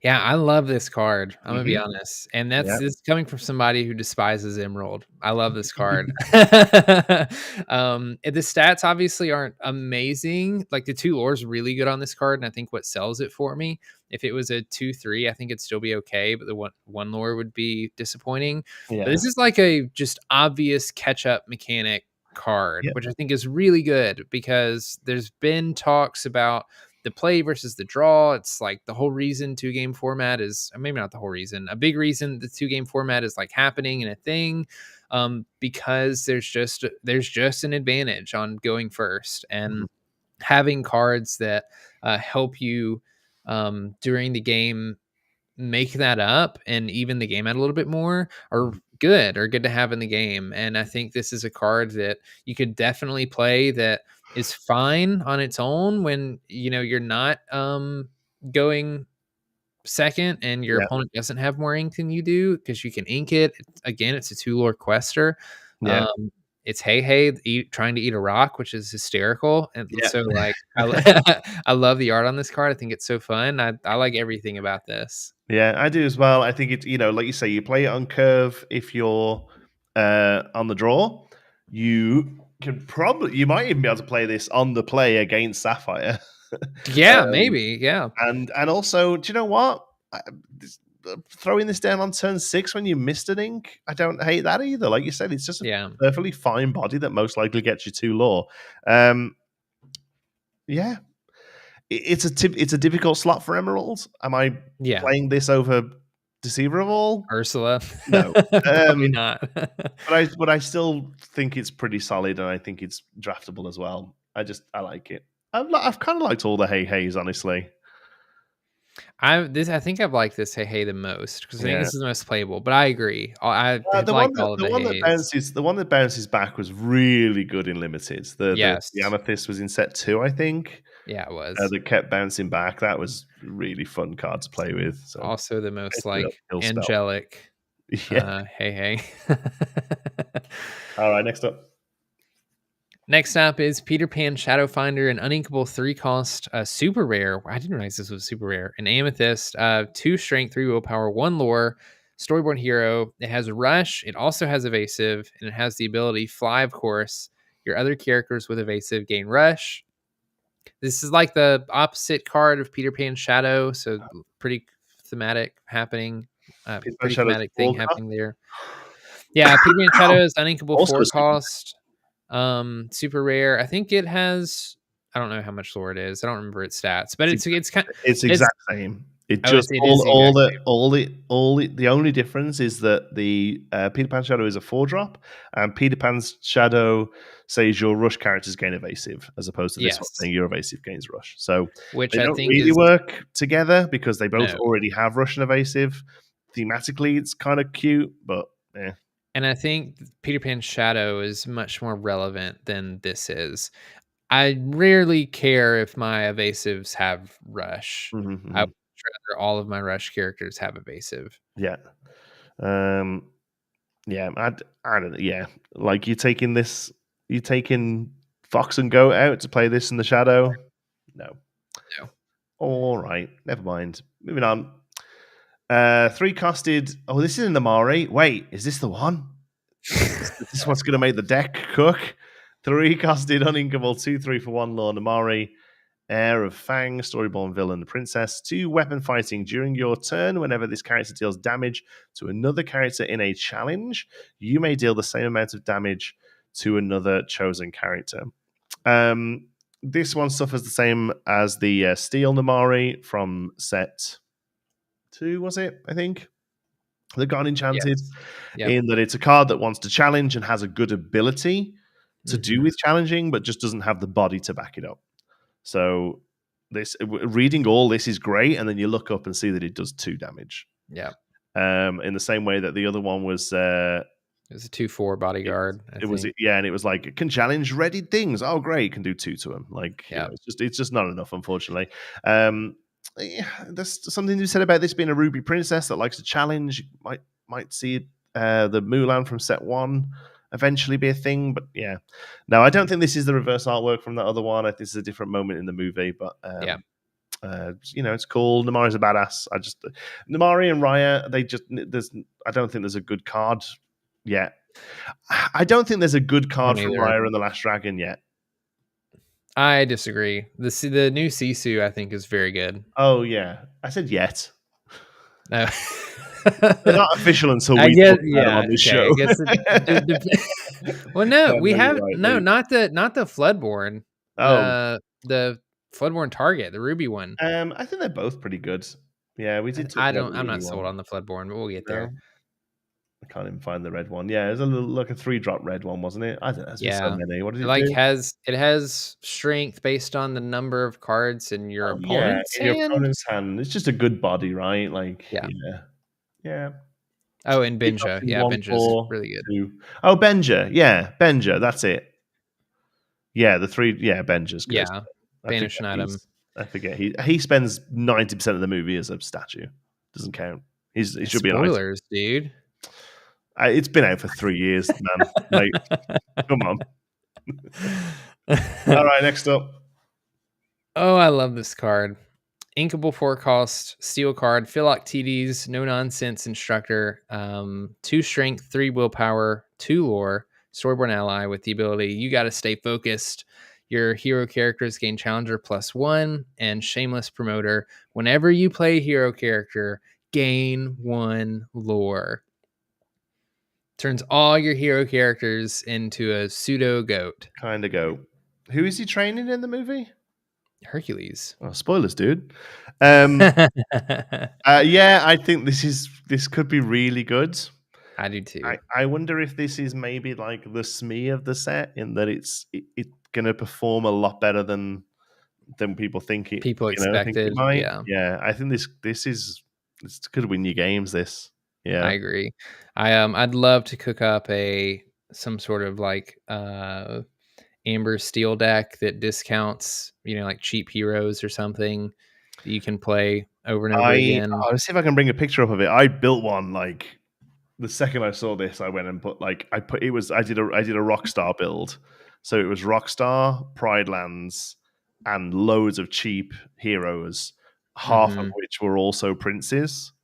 So that you could get one of these down and then just play loads of them for free, basically, with the prince being at Pride Lands. I hope I can find a picture of it. It was super dumb, but I genuinely feel like there might be legs. There might be legs. Yeah.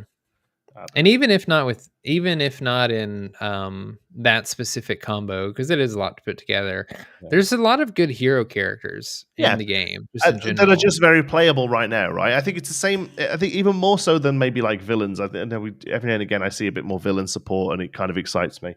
But hero, yeah, if you look, a lot of steel, a lot of good stuff. Steel, Tragic Beast, Robin Hood. Yeah. I think Big Tink. Like, they're all heroes, I think. Maybe. Big Tink might be an ally. Yeah, maybe ally. But it's there's very fleshed out keyword. Yeah. Classification, excuse me. Especially in Steel. Like, I think there's quite a few good heroes in Steel, and a couple flexible spots on that. I'm gonna briefly just have a look and see if there's any I can't think of. Classifications. Hero. There's tons and tons, man. Yeah, even like a lot of the sort of Steel bodyguard support last set that didn't really see much play that could now with this. The Little John. Tragic Beast, Cinderella Stout-Hearted, the big Hercules, or pretty much all the Hercules, obviously, like thematically makes sense. Prince bodyguard sees a lot of play. Pretty much all your musketeers.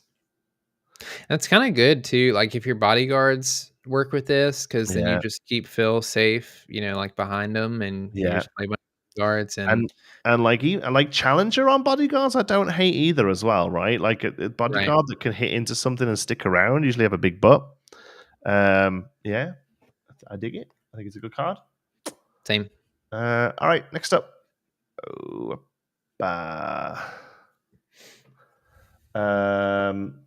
All right, Flotsam, 3-costed on Inkable 4/2 in Amethyst, excuse me. Flotsam, Ursula's Baby. Quick escape: when this character is banished in a challenge, return it to your hand, and your character's name Jetsam gains the same ability. When character is banished to your challenge, return to your hand. Obviously, this is one of a pair. We'll look at the other one in a moment, but I don't mind this. No. This is one of the better Flotsam and Jetsam abilities, honestly. I don't know if the deck is there yet. I don't know if there's enough for a deck just now. But I like this one. I think there's enough to put all of them in a deck and then like fill it out with other good Emerald and Amethyst cards. Well, the good thing is that Emerald Amethyst just has good stuff and has a lot of like good Ursula stuff. So like thematically, you can, even though the Ursula doesn't care about Flotsam and Jetsams, you can do a thematic. You could probably build a whole deck. Good, right? Yeah. So, I don't hate this ability. I think it's probably one of the stronger Flotsam and Jetsam abilities so far as well. Yeah. It makes the 5-drop, which is the one with Rush. Yeah. It makes it into a really good little kill spell, right? Like just rushing out, going back. And then obviously we have the joint one this set as well that I don't think is very shiftable, but again, it just sort of fills the deck out. So we currently have 1, 2, 3, 4, 5, 6, 7 with the one with both of them on. I think that's it. So we had the 2 from set 1, and we had the 2 from set 3, and we have these 2. We'll look at the other one in a second, and then we have the joint one. Was there really none in set 2? Yeah, there was. There wasn't in set 2. So we have 7 Flotsam and Jetsams at the moment. So assuming that you run play sets of them, that gives you 28 cards. So it's not even half the deck. I don't feel like it's going to be there yet, because I think the whole point of these Flotsam and Jetsams is having that critical mass of just anything you draw, cool, they're all a little better, or half of them are a little better, Yeah. So I don't think it's quite there yet. I think Brooms is the one that really got filled. Oh, definitely. Oh my gosh. Yeah. Which we'll have a look at in a moment. But then the other one is a 3-costed Inkable 2/4 with 1 law. Jetsam Ursula's Baby Challenger 2 and gives Flotsam's Challenger 2. Fine. Challenger 2 is good. I like it. 4/4 on 3. Swings out. It's pretty solid. 4 on the butt's good. Notable on 3, I think. Don't hate him. Nothing to write home about, but perfectly fine. and they go nice together, and the art looks cool. All right. Regina. I love it. Okay. This is the queen. I don't. Yeah. Diviner. How do you say the subtype? That Diviner. Diviner. Okay. Inkable.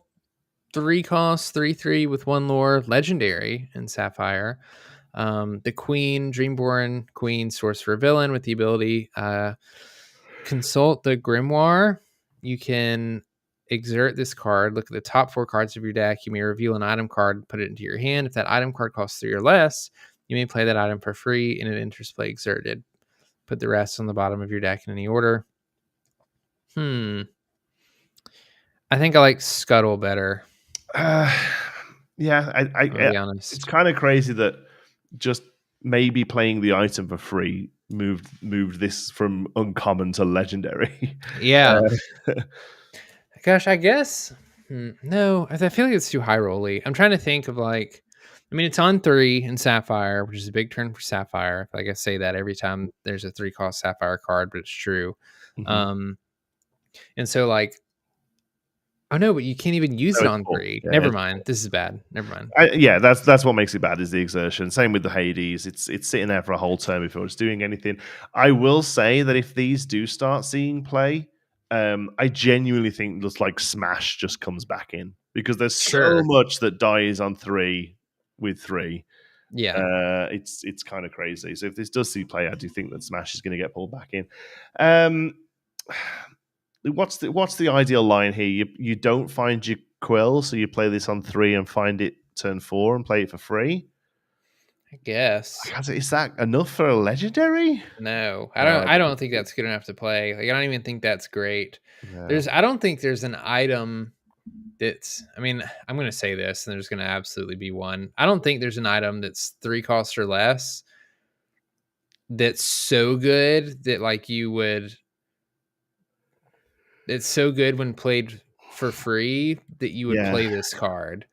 I think you would just play the good 3 cost or less item, and then other cards like develop your brain or how far you go to filter through your deck to find that card. I think the only one is the Popsicle. The only thing that comes to mind. Yeah, and it's like you're not getting that much value out of Popsicle playing it for free. I actually meant Fishbone Quill. Sorry. I saw Popsicle. I read Popsicle in the chat as I said it. I think Fishbone Quill is the only thing you would be happy finding this 4 on 4 and playing for free. The only other thing, well, no, how much is Heart of Tefiti? Is that a 3 cost card? That's 3 as well, yeah. That one might be okay, but then you still can't use it that turn. Yeah, I guess you could. I just think you get one hit out of this and it dies.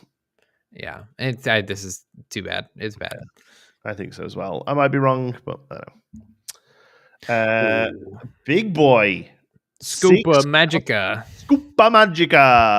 6-costed Inkable. 2/6 with 2 lore, resist 1. And this gets 2 +2 strength for every other broom you have in play. I'm going to guess. I haven't got to look that up, have I? Yeah, that's got to be that. 2+ strength for every other broom you have in play.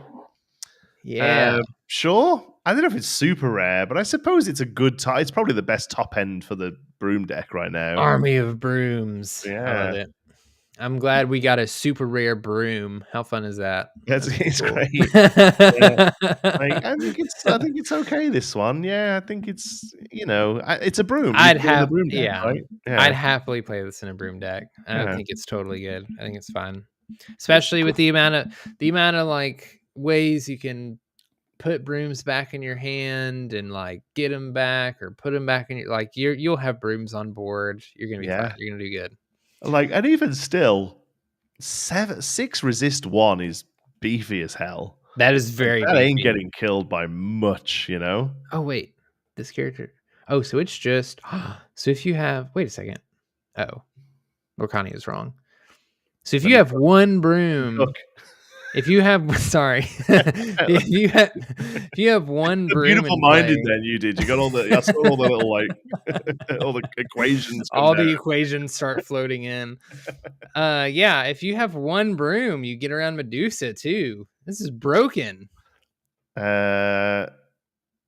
2 strength. Oh yeah, it's not challenger strength. Yeah, it's a 4. It's just a 4/6. It's just a 4/6. Broken broom. Let's go, man. Brooms, baby. I love it. Bring it on. Scarliver says with the Incid, a broom's plausible. It's 100%. It's a deck. Whether it's any good, I don't know. The problem with a lot of the brooms so far, actually, the payoffs are pretty good. I think the Yensid and I think the Mickey from this set are both pretty solid as well. My issue with the brooms, I think, is that they're obviously aware that it's the same with a lot of the typal stuff. A lot of them, it will hit this critical mass where they're pretty good. So individually, the brooms are all a little overcosted for what they do. I don't necessarily think this is. I think this is probably fine as a 6, to be honest with you. But yeah, as Elliot says, and also this comes after Wayward Sorcerer, it's a 5. A Broom Tower is pretty good. Moves them all there for free. Gives you an extra lore. Like I'm really looking forward to playing a Broom deck. I am too. Yeah. The one thing that I'm starting to notice is a lot of Broom cards care a lot about there being a lot of other brooms on the board, and there's a couple brooms cards that I think do this thing where like they leave the play area. I mean, like there's the one cost that we'll get to. There's another one that I can't think of, but like maybe I'm just thinking of the one that shuffles the brooms back into your deck. I don't know, but like there's some brooms that care a lot about having a lot of brooms on board, and then there's other effects that are like banish a broom when this enters play, and then you can do this thing. Or like, is there? Maybe I don't know. I feel like there was. I don't think there is. I don't think there's anything that kills brooms. There's got to be. Okay, I'm gonna look because now while you're looking, William says this is bad Eeyore. I completely disagree. I think the 6 resist one is such a big difference from 5 resist one. Not only that, it's more lore. That's a huge difference, and it has a line. It has a line for a typal synergy.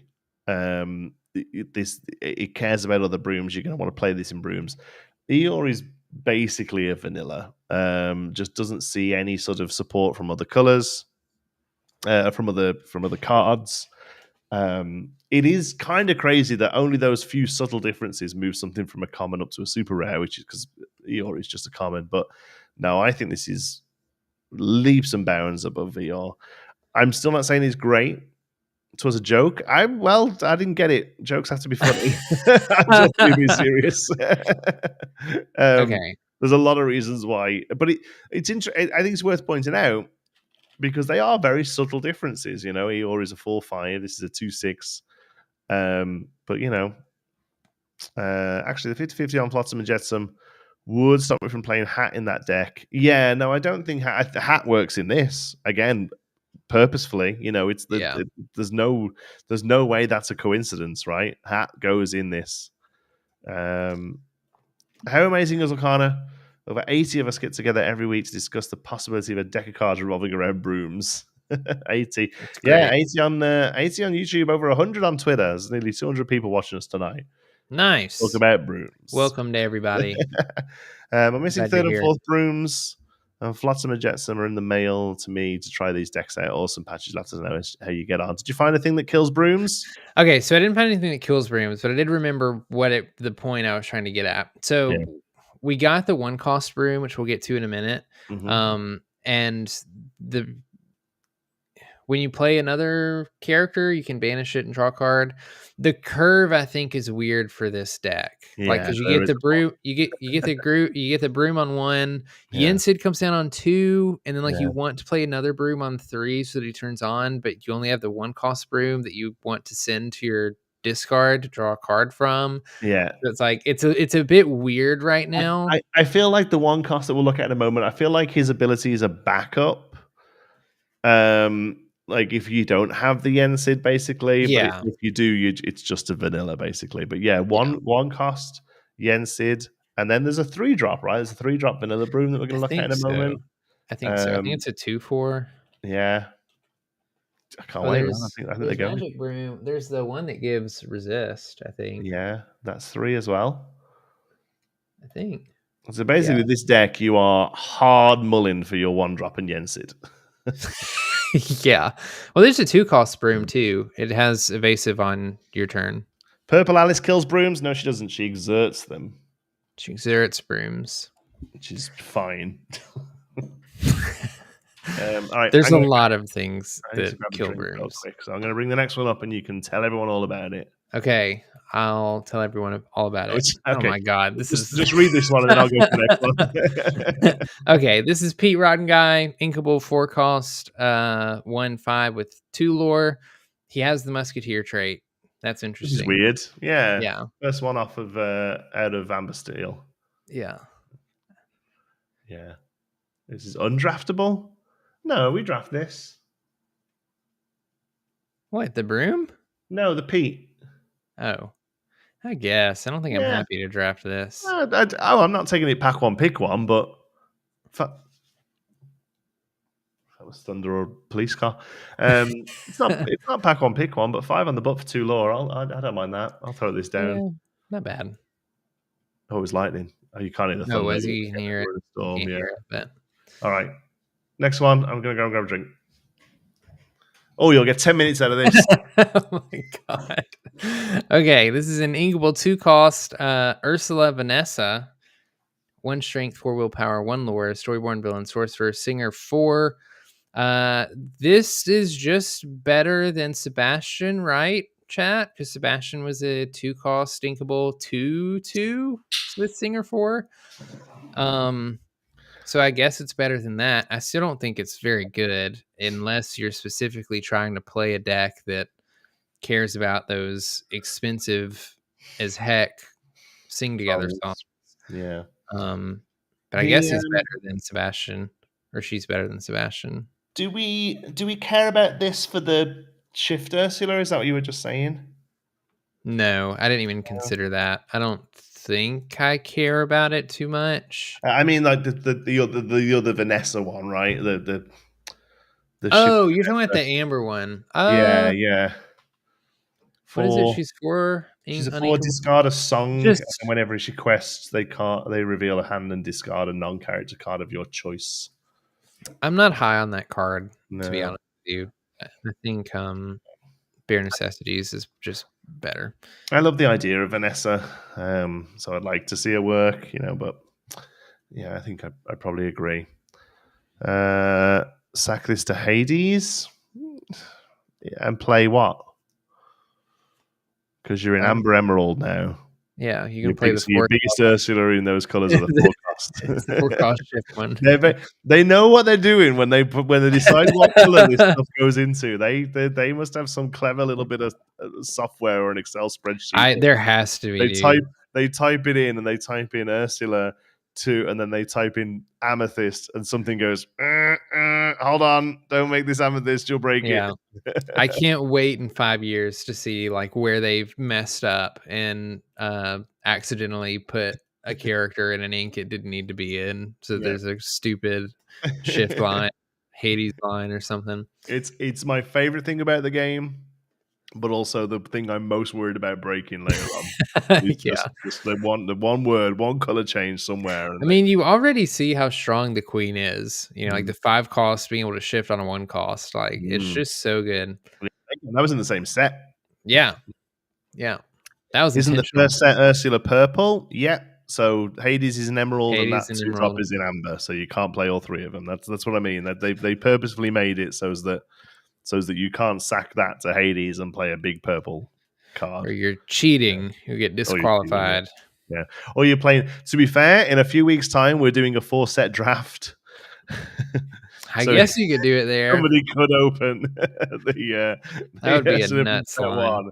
And then the Hades and that 2-drop Vanessa. I think I would just concede. If my opponent managed to pull that off, like, you got it, buddy. You managed to put that together. Good job. And it still needs to dry. Yeah, so you're really looking for something that has a good ETB. Yeah, really. Next up, 4-costed Inkable 2/5 with 1 lore. Mickey Mouse, leader of the band, support. When you play this character, chosen character also gains support this turn. I don't think this is very good. I adore the art. I love seeing the old school Mickey Mouse. Here all day for it. But Clarabelle in the back as well. Second time we're seeing her. Yeah, just support just doesn't really impress me much, unfortunately. Same. All right, next up. Next up, we have Prince Philip, Gallant Defender. Is that how you say that? Yeah. Inkable 3 cost 1/3 with 2 lore, Storyborn Hero Prince with support. Best defense whenever one of your characters is chosen for support, they gain resist +1 this turn. I don't think this is good. It's support. Yeah. This card says we know support's bad, so here's something else that happens when you get support. Yeah. Maybe again, it's one of those things that maybe there's just enough critical mass that it matters, but I don't think so. The only payoff for support is Alice, and she gives everything else support. You don't need to play support cards with her, and she's the only real payoff. Pete, like, so if we start seeing other stuff that's like, when this gets a certain amount of strength, something crazy happens. But until then, the game. I don't know if I mentioned this last week, but I saw something on Reddit that was like all this support and moving damage around and bonuses for challenging characters. It's like the game devs play a different game to us because there's just not that much of it happening, I mean, that's a possibility, Like there's only so many people that can play test the game. And their internal meta is just much more swingy than the actual, real life stuff. I don't know. It's weird to think. Yeah, it is interesting because support's been around since set 1, and I don't know that it's ever seen play. Like the only card that comes to mind is Maximus, and it's because he was the best bodyguard at the time for like a top end aggro deck, and it wasn't really because he had support. It was just kind of just a cherry on top. 1 costed Inkable 1/3 for 1 lore. Fei Li, Mulan's mother. Sure. Completes the cycle. This is the last color we didn't have that line in, so that's noteworthy. But I'm really happy to finally have a 1/3 in every ink color. I think it's important. Yeah. I think so as well. Pain and Panic were the ones I was going to mention. Does Pain actually have support, or it's not support? Is it? It's when these quests give extra. Is it when quests or when played? It's play. I don't remember. One's after the other. It's not support though. It's doing similar stuff, but it isn't support. Steven says support against locations. Yeah, if eventually locations become so much of a problem, needs to be worried about. But it's just too slow. Like the support characters already don't have great stats. And when you play the character and it does nothing for the turn, and like it's so telegraphed, like you play a support character, your opponent knows exactly what you can do next turn with your support character and can play around it. Like it's why it's bad. Yeah. All right. Next up, Aid. I love it. I love that it's Aid. All right, Aid, how's it going, mate? How's the underworld doing? All right. Yeah, so down the pub. Just a vanilla Hades, Inkable 4 cost and Sapphire with 3 strength, 6 willpower, 1 lore. I think this is this the same as no, this is different than Maleficent a little bit. The flavor text is interesting on this card. It basically hints that Hades is our next big bad after Ursula. So maybe in the next 4 sets, Hades is going to be up to no good. Hercules getting a lot of support this set, so that's let's see if I can find a translation. On this cute little plot, Ursula tentacles are sold a mile away. What? On this cute little plot, Ursula tentacles are sold a mile away. That sneaky sea witch. Wait, I can use this thing. While you keep those hateful Illumineers busy, I can carry out my plan. I feel a little bit of that is perhaps lost in translation, but it's interesting. And that's is that like just a very stylized Pain and Panic in the foreground of the art, or? No, I think these are so in the movie. During one of the songs, I forget what it is, but it's the song where Hercules like goes around and beats up all the monsters and stuff. He's moving the statues around. Yeah, yes, I think that's what it is. Right. Yes, it is. Cool. Yeah, I'm down. Yeah, down for Hades kicking off. And again, I think I said this a while ago as well. It's completely Disney's MO for the narrative to be the classic baddies all come and try and control the new power of the narrative. So like it's how Mirrorverse works. It's how I think it's how Kingdom Hearts works. I'm not super up on my Kingdom Hearts, but yeah, it's it's a classic MO. They're already the baddies. They just continue, and the villains are arguably one of the strongest parts of Disney lore. Yeah, I was about to say they're great villains, so I'm happy with it. Hi, Camille. Welcome in. We're just about halfway through our sets of reveals tonight. 2 classes Inkable 2/2 with 1 lore Lumiere. Your other characters get strength 1. Stop giving me trash Lumiere res. Actually, I don't think this is good enough to play, but this is maybe the first like give character plus strength ability that I don't hate. Giving all of your characters an extra strength, I don't hate that. It's probably not good to replace anything, but I don't know, not bad for a 2-drop. That's a rare I'm going to want to see once. All right. Oh, yes. We have Mickey Mouse Musketeer Captain, one of the legendaries for Amber, and Uninkable 7 costs 3/6 with 2 lore, revealed by a good friend of the show, Baker, Lorcana villain. Also did a great video going over this card. And dive into it. Yeah. Yeah. Floodborn Hero Musketeer Captain with Shift 5 has the keywords Bodyguard and Support and the ability Musketeers United. When you play this character, if you use Shift to play him, you may draw a card for each character with Bodyguard you have in play. I really like this card. Yeah, me too. I know after looking at it and like looking at where the synergies actually lie, primarily through Baker's video, it's not like fleshed out yet, but there's a couple Mickeys, or maybe just one Mickey, that we got after we saw this one. That's pretty good, like a pretty good shift target. But gosh, there's quite a few Mickeys in Steel and Amber that can be played. Bodyguards in Steel and Amber is already a thing. And I think this fits very well into a Bodyguards deck in those 2 colors. So I'm excited about this legendary. I love the art on this card too. I really don't care if this card is like competitively viable. I'm probably going to build a deck around it. I think it's pretty fun looking and looks really good. A few of these, I definitely wonder whether I'm going to go out my way to grab a ton of these. I think this is going to be expensive legendary just because it's a very cool Mickey card, not necessarily being playable.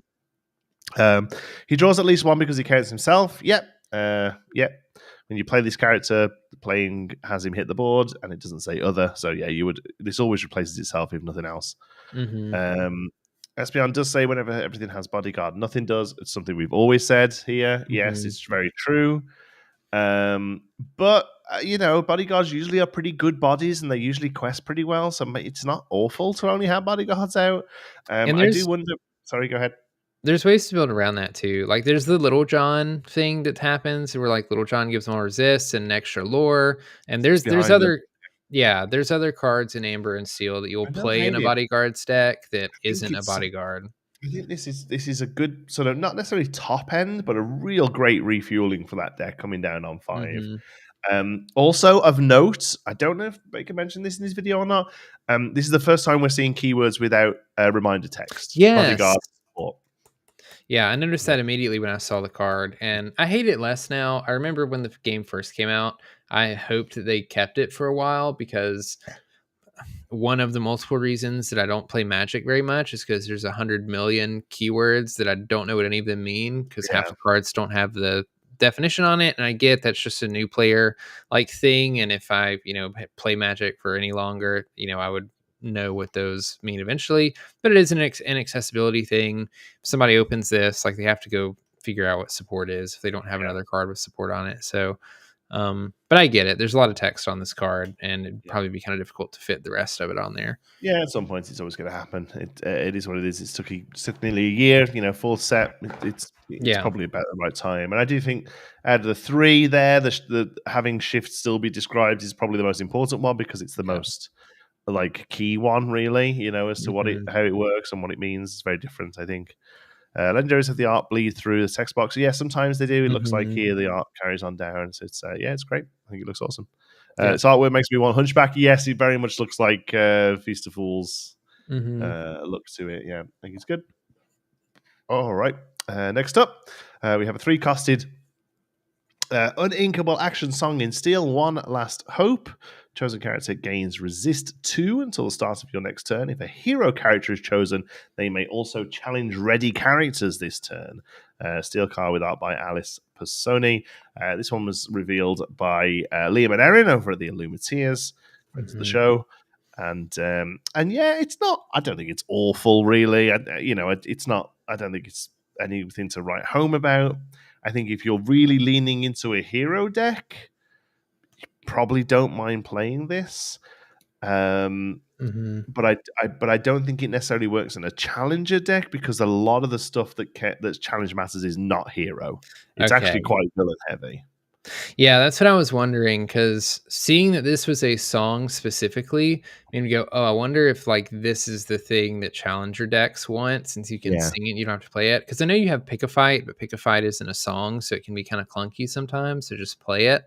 But yeah, if the other challenge matters cards aren't heroes and don't really a lot of Namaris, Shere Khan, Queen of Hearts, a lot of it isn't hero focused, unfortunately, not enough to make this consistent. I don't know whether this sees Steel Song play. It could be a removal spell in many ways. It could be a removal card. They don't need that. But they don't. Yeah, like do they need another uninkable removal card? I don't think so. So I don't think it sees play personally. Yeah. But you already have Cinderella Stout-Hearted to challenge ready characters if you really want to do that, and like she serves many more purposes than that. Also, I don't think this sees play. I think if it goes anywhere, it goes in a hero deck, and it's just a bit of removal in that deck. So yeah, all right. Cool art though. Yeah, I love the art. I love this scene from the movie. Yeah. All right. This is an uninkable 2-cost 4/1. It's the other Titan. Arges? Is that how you art? I don't know. Never heard it said out loud. The Cyclops. I was kind of disappointed in this card. The other Titans like kind of did something and they were kind of coming together. And I know that like thematically this Titan was a little bit different than the other 4. But I wanted it to do something. I was hoping it might tie the Titan thing together a little bit more. And it's just, I mean, he hits really hard as a 2-cost. But dies. In a deck that wants you to have a lot of them out. Right. Yeah. Argus. I don't know. I'd draft him for 1. It's a removal spell, really. But yeah, it's a shame. Maybe we'll see more. I'm sure. We'll eventually see Floodborns of all of these and stuff over the years, I guess. But start off with it's not very good. This one came from was this Pogcana's one? Yeah, this is 3-costed Inkable 2/3 for 1 law LeFou opportunistic flunky. That's funny. Dreamborn ally. I learn from the best. During your turn, you may play this character for free if an opposing character was banished in a challenge this turn. Ooh, is this good? Is this a trap? It's a trap. I think it's a trap. This is like I feel like this is one of the well, no, that's being dramatic. This is a very high rolly card. If I have 4 of these in my hand, I'm winning the game. Like Oh wait. Yeah, like the more of these you have in hand, the better, baby. Like I you didn't just even find think about something playing more than one in a turn. Yeah, and you play them all. You sing your 10 cost song on turn 4 after playing 4 of these, and you just win, baby. But otherwise, it feels really slow. It's not a great. It doesn't have great stats for a 3 cost. Yeah, but Rarely are you rightly so, trying right? to. Like if you're going to play this for nothing, it can't do anything else. Yeah, and You that's know? the thing. Like, if it has an extra stat, basically anywhere, it's probably pretty dang good. Like, if it's a 3/3, pretty good. If it has 2 lore, it's very good. Right. The extra willpower is probably still pretty okay. But yeah, like I think this is a card that you have to be very careful when designing. Otherwise, it gets kind of stupid. Yeah. So I don't know. I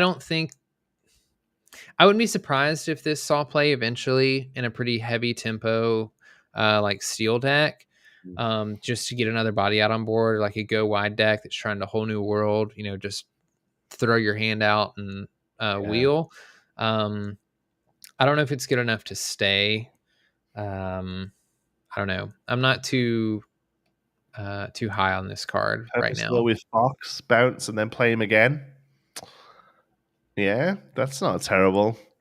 I don't know. Yeah, I think yes. maybe I'm on board with this. I get trapped all the time, though. I mean, like I'll say, I don't think the card's bad per se. But I do think it's a trap. Like I think you probably can play better versions of a deck with this in it. But like I don't know. I could easily see there being a meta or a deck where playing this card makes sense and like you can get value from it. But I just question if this is a card that is. I'm going to basically reiterate what Podcana said about this because I listened to the podcast today. There are some cards that are only good in certain scenarios, and every other time is inked. Yeah. Queen's Castle is one of those cards. Yeah. But the reason you can get away with playing Queen's Castle is because like Queen's Castle wins you the game when you can play it like in the times that it's good. This card does not win you the game when you play it for free. Maybe it wins you the game if you can play 2 or 3 of them for free, but then you're getting into real like high roll territory, magical Christmas land kind of stuff. And so for that reason, I'm just kind of like, I don't know. I'm not big on this card. Okay, that's fair. I want to try it. I think it's worth trying. I'll admit that. Yeah. Finally made it. Hey guys. Hey Blake, how's it going? Super Timmy cards, very Timmy. I'm a Timmy player as well, so that makes sense. Scott says, Jonti, not familiar with Magic. How many sets did it take before some cards were banned? That's a great question. I don't actually know. And something that I tried to slyly Google and can't really find an answer. Find an easy. There's a lot of videos about it, but when was to watch first YouTube videos? MTG card banned? Yeah, I don't know. I'll have to get back to you on that one, Scott, or maybe somebody in the chat can help. At least it can be. I don't mind it. We'll see. What is another huge trap? I think this one, a one cost Inkable 1/4. I saw this one coming though. 2 lore, Golden Harp, Enchanter of the Land, Storyborn Allies, stolen away at the end of your turn. If you didn't play a song this turn, banish this character. I don't think there's a more baller move than playing this turn 1, banishing it, and saying, "Go ahead." You don't know where I'm gonna go. Oh my goodness, man! Oh man, that's too good. This was revealed, by the way, by good friends of the show, Ready Set Draw. They had a really funny skit it was great about this. It was good. But yeah, this is a card that I think is a trap. I mean, it's good when it's good, but it is bad when it's bad. Like it's very bad when it's bad. This is just, I mean, I feel like sort of similar to LeFou. Like when you know you can't keep this on board or you don't have songs in hand, it's ink. And if you're playing a card that is like, oh well, this is just ink when I can't play it, you really got to consider if that card's worth playing in your deck. Yeah. So I'm sure there's a like Sleepy's Flute, super heavy steel song deck that maybe wants to play Golden Harp and can get away with it. Because 1/4, on turn 2 is pretty strong. But I don't know. Yeah. So can you sing a song every turn with Steel Song? I mean, the Cinderella, probably. The issue is you just need the nuts hand. Like, you need the nuts hand that Steel Song's already trying to do. It's Cinderella on turn 1 with a song that you can sing. Play Golden Harp on 2. Sing your song, maybe with another Cinderella. Well, all that's happening, even then though, all that's happening is it's not dying. Like, you're still not getting anything out of it until the end of turn 3. And the moment that you go second and your opponent plays a Cinderella across from you before you do, it's over. Like, it just goes into the inkwell, because you're never going to be able to play your Cinderella and keep it on board to sing songs, and like, it's a lot happening. Caspian, I think you're right. Yeah, if it only had the negative effect when it was exerted, I could maybe see it then, because you could just drop it down and be like, this just sits here until I play a song, basically. Yeah, maybe the fact that you have to play one every time is pretty rough, but interesting card design. I like the idea of it, but yeah, I don't know.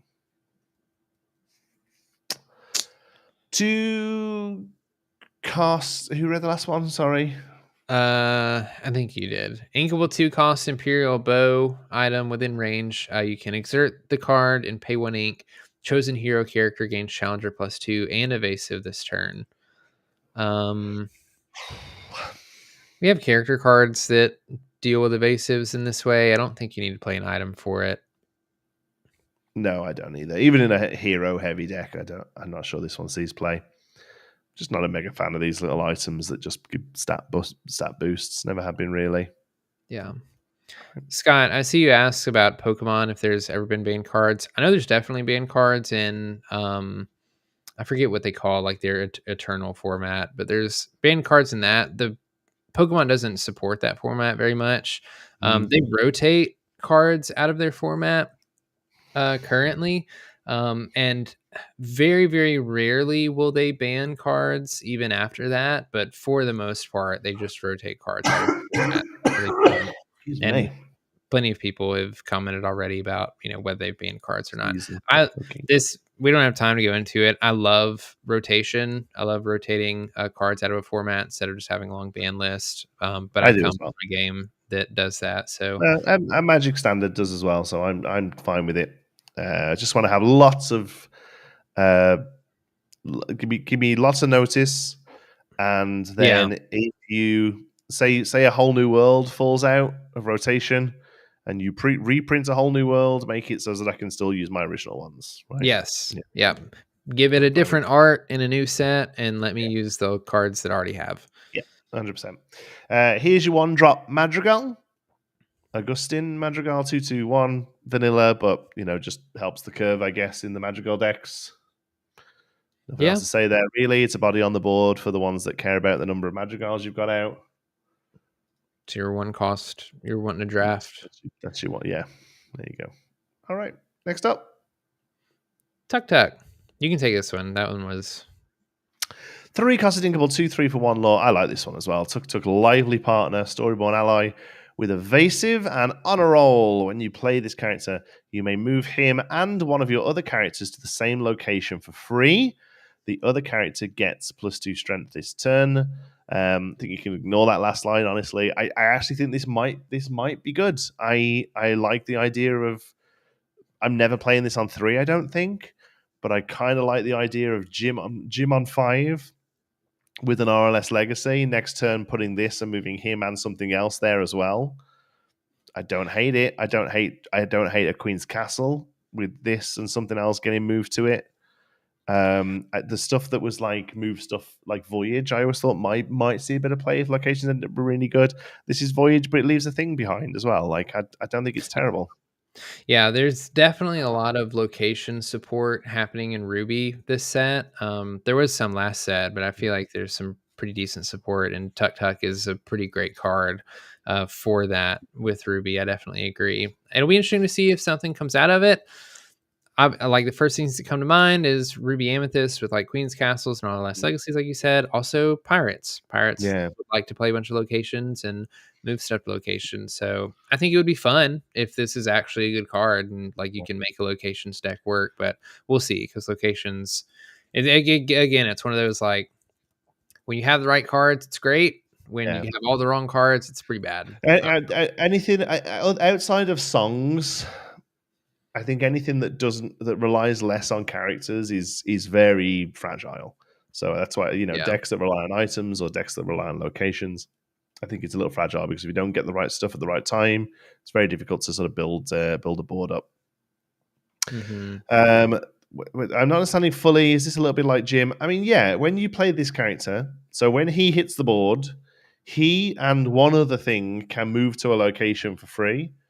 The other thing gets +2 strength that turn. So you ideally want to play this and move the thing that you played last turn over to a snuggly duckling, maybe, and then it swings out for the 6, maybe even, right? The +2 might be the thing that pushes you up to the 6, and then you get some value there.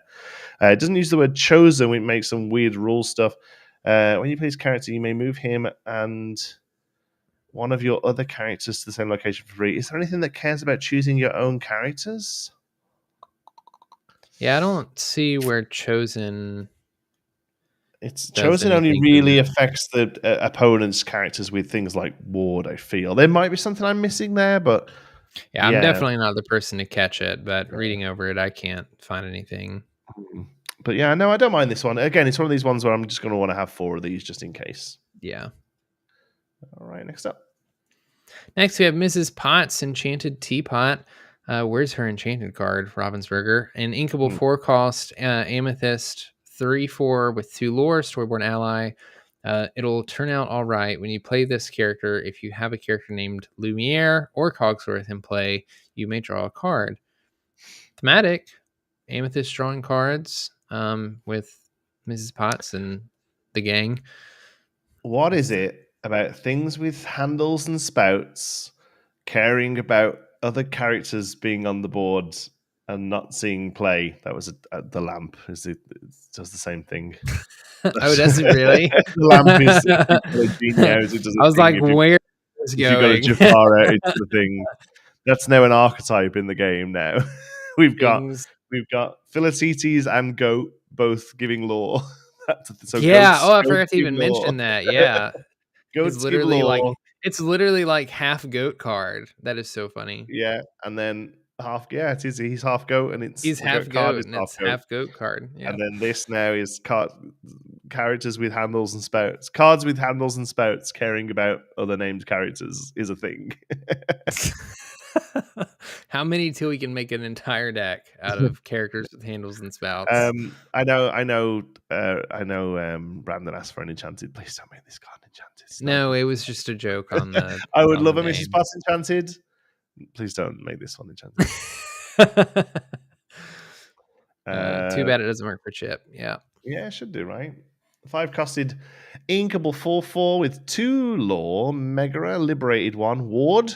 And whenever you play a character named Hercules, you may ready this character. I didn't comment. I would draft this. I would draft it. Without an Hercules is a fine body. There's maybe an Emerald Steel deck that plays enough Hercules for this to care about, but I don't. Yeah, I think there's so many other versions of Emerald Steel you can play than that. I think you're right. All right, moving on. She may quest again. Yeah, no. To be fair, she doesn't say you can't quest. Right. So I always think that's worth noting. And she has ward. Yeah. Okay, maybe there is something there. She's 5 though. So I mean, that's a pretty huge. But Hercules is 6. But like, put this down, say go is kind of Yeah, it's really slow. But you gain 4 lore next turn. Yeah, we'll see. Go ahead. Next, we have an uninkable 3-cost rare card in Sapphire, Triton Discerning King. 3 strength, 3 willpower, 1 lore. Storyborn King with the ability, what is that word? consign to the depths. Consign? I don't even know what that means. Consign to the depths. Put somewhere. Okay. Put somewhere to the depths. You can exert Triton to banish one of your items and gain 3 lore. That's pretty interesting. It's an interesting thing in Sapphire. Yeah, It's a lot of 3 lore. is a lot. Is this good? I don't know. I'll be honest, I do not know. It's a 3. We're happy popping items for 2 cards with Haram. Yeah, that's the thing is like it's competing with Haram. It's a lot of items you're discarding for stuff. In a deck that really needs Haram to like be consistent. So yeah, as Espion says, yeah, which is better, 3 lore or because Haram isn't even exert; it's when quest, right? So you still gain a lore, whereas this isn't. This is exert. Readying with shield. How can you ready him with shield? You've just banished your shields by exerting him. Shield also costs 3 to do that, by the way. You're not doing anything on turn 4 if that's what you do. Yeah. I don't know. Maybe. I want to say no. I want to say it's not good, which is crazy that like 3 do this thing, lore. gain 3 lore, not good enough. Yeah, but there's vanillas that turn sideways to give you 3 lore. Yeah, I guess you're right. Right? Yeah. 5 costed. Inkable 1/5 for 2 lore. Cinderella, Melody Weaver, Dreamborn Hero, Princess, Singer 9. Whoa. And beautiful voice. Whenever this character sings a song, your other princess characters get +1 lore this turn. This is a legendary card. It is a legendary card. I don't know if it's any good though. No.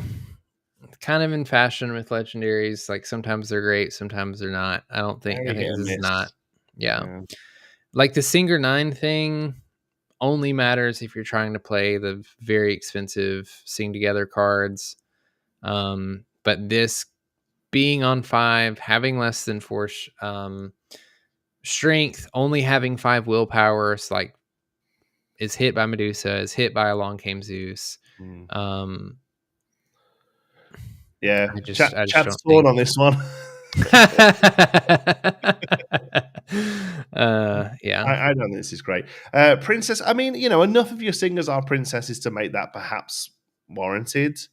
But yeah, so far, honestly, the legendaries of this set have not particularly enthused me overall. There's a lot of stuff here that there's one that hadn't come yet. Yeah, there's a couple we're going to get to that I think are pretty good. But I mean, like there's literally one legendary. Oh, yeah, we have it. There's a steel legendary that's still hidden away. It's going to be a 12-drop broom that kills everything. But yeah, no, I don't love this. And also, absolutely no offense to the artist. It's a million times better than I could do. But I feel like it's quite. The art doesn't enthuse me much here as well either, really, honestly. It feels different for sure. Like it feels like a different style than a lot of the other cards we've seen. Yeah. I would like for her to cheerfully sing "Be Prepared." Yeah, she comes down. I guess you could do that. Yeah. Well, on turn 6, yeah, unless you ramp in a little. Isn't there already there's an Ariel do that with aim? Yeah, the Ariel got showed off before. Let's see. Yeah, play Ariel on turn 4 and then play 4 sing with 7. So yeah, you can. She's singing on 6, but then that is a princess who would then quest for 3 if this was out. So maybe. But you could sing for 16. I can't wait till we get the card that's like the opposite of Sing Together, and it's like sing multiple. And if you have like with Singer 9, you can sing 3 cost songs. Oh, just like just like multiply it. I don't think that's gonna happen, but anyway. All right. Well, that was that. Go ahead. Oh, we have a card that I can't read. We have Sisu, Responsible Sister, an unequal 8 cost card in Ruby, legendary, with 5 strength, 4 willpower, 3 lore, Floodborn hero, dragon deity with shift 6, and the ability let me handle this. When you play this character, banish all opposing characters with 2 strength or less. There seem to be a lot of people that are really up on this card.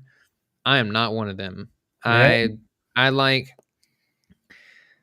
feel like the difference between hitting everything with 2 strength and under and hitting everything with 3 strength and under is really big.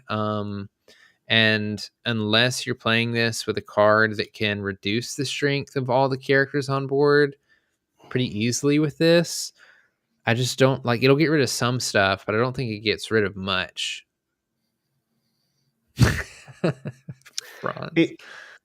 It's Emerald Walker, yeah. But also, if you're playing this on 6 and getting rid of my Curse Merfolk, if you still have your Curse Merfolk, a lot of Merfolk, Curse Merfolk lore already. Yeah, I was about to say the game's over. Sisu's not saving you. Yeah, I wonder if there's an Amber Ruby build here that runs some of the Amber strength reductions, and then this. Yeah, but, that's what I was wondering too. Like with Kita. Yeah, but then you'd have to play Kita and this, which is like 9 lore, even if you shift them both. But maybe there's songs that do it as well. Just be prepared, man. With Kita, yeah, exactly. Just be prepared in the same color, right? Like, why are we fussing?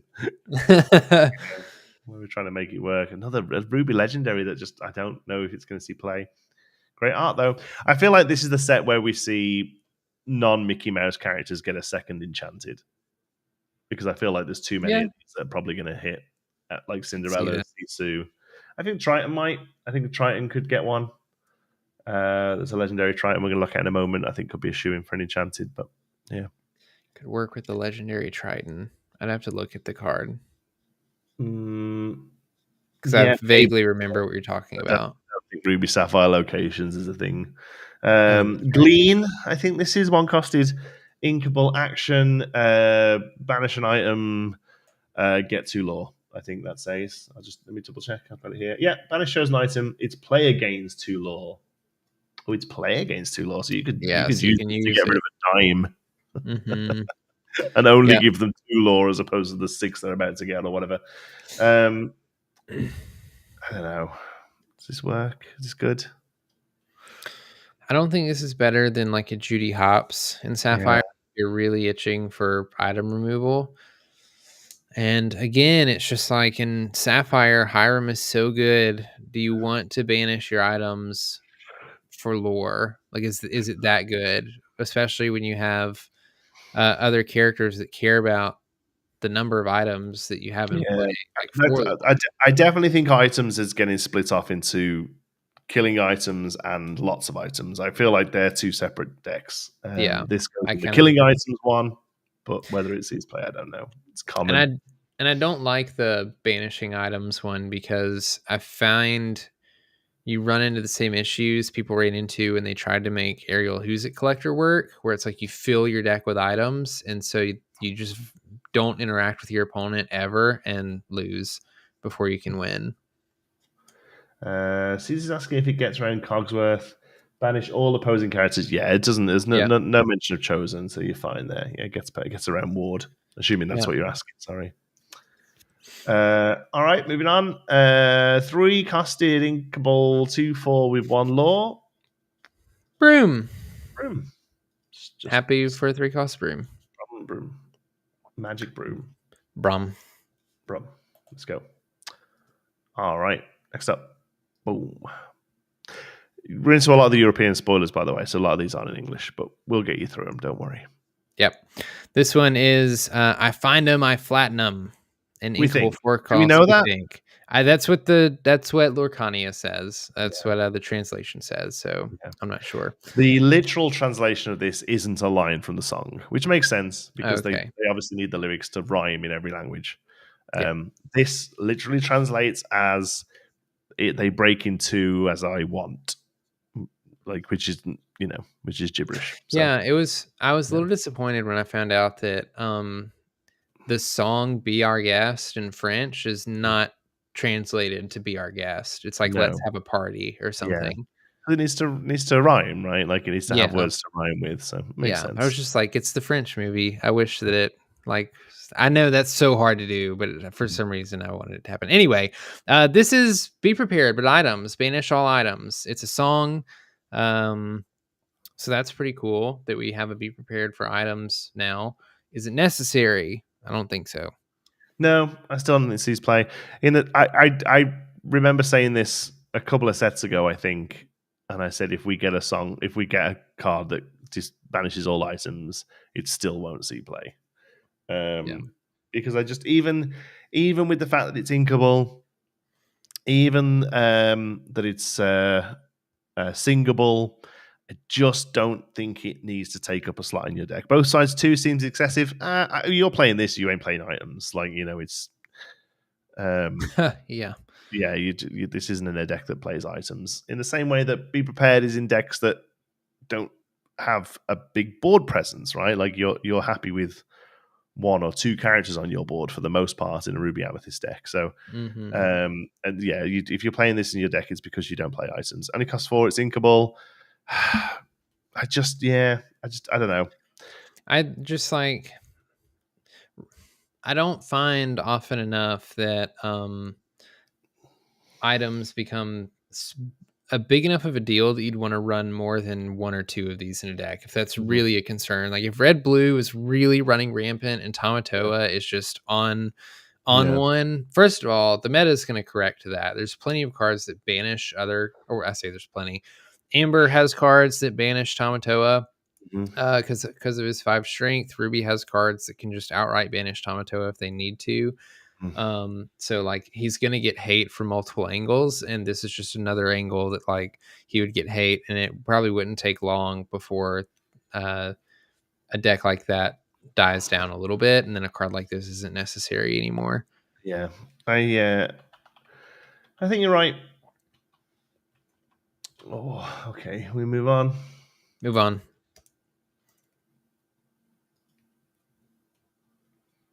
we go.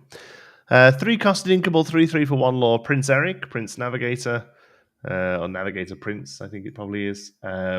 With Bodyguard. Sure, Amber Hercules, right? Yeah. Same keywords, I think. Although Hercules probably has deity. So yeah, probably. Is Hercules a prince? Is son of a king? Is Zeus a king? King of the gods. I guess he is. I don't know. Hercules. Yeah, Hercules is prince. Yeah. Okay. Cool. So fine, whatever. I don't know whether you want this and Hercules in the deck if you play. Probably not. Is there a phrase for this kind of card? Color shifted. Yeah, I think I've been calling them color shifted. This is a color shifted Hercules. I remember the first. Okay. Yeah, it's a card we know. Although I think the rarity is lower on this, which I think is interesting. Yeah, they do that sometimes. Yeah, like they do. Yeah, but lower rarity. But like but this and Hercules both go in the exact same deck. Hercules is like an uncommon, right? Like it's I think so. Yeah, so yeah, interesting. They're not hard to find. No, but they're just uncommon. It's if we ever get a Floodborn Prince Eric, this is more interesting. But otherwise, it's it's which side of you toast you like buttered. You're a Prince Eric guy or a Hercules guy, whatever. Yeah, I guess. Right. Next one. I know they're not watching. I know they're not English. Do not put your logo onto the cards. On the card. Do not do it. Oh my goodness. Yeah, don't do that, please. It's Mickey Mouse Flag Bearer, an inkable 2-cost card in steel with 1 strength, 3 willpower, 1 lore, storyborn hero, and the ability Be Strong. When you play this character, chosen character gains Challenger +2 this turn. I like that. That's kind of like Crab. Yeah, it's a little crab, right? It comes down quicker. It's fine, and it's clearly the shift target for the Musketeer one as well. Right. So yeah, sure. Don't mind it. Mind it. Art isn't really rocking it for me. Yeah, that's another one that looks a little bit different than the rest of them. Yeah, I don't know what it is. It just doesn't jump at me. Herc has the same keywords, no deity. There you go, but he's still Prince. That's cool. Don't take multiple hours. Oh, are these the guys who do like a 5-hour live stream and show the cards off every hour and a half? I just wait for them to come up on Mushu Report afterwards. Jonti, your catchphrases are hilarious. My dad's half Scottish. It reminds me of the things he says. People are always like, "Where the hell did that come from?" I don't remember what I said. What now, did you but say? I don't know.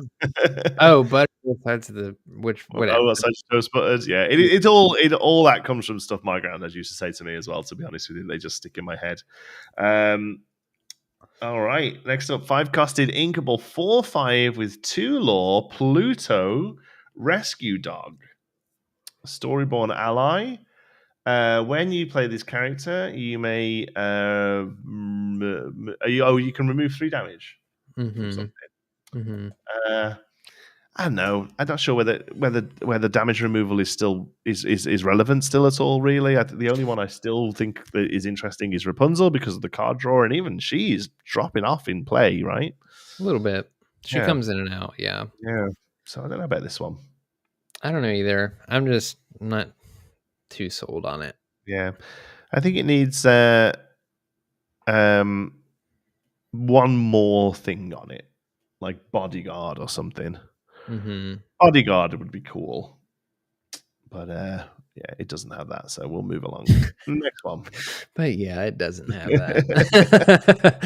that. Next is a very strong card in my opinion, an Inkable 9-cost Prince Philip, Slayer of Enemies, an Emerald super rare.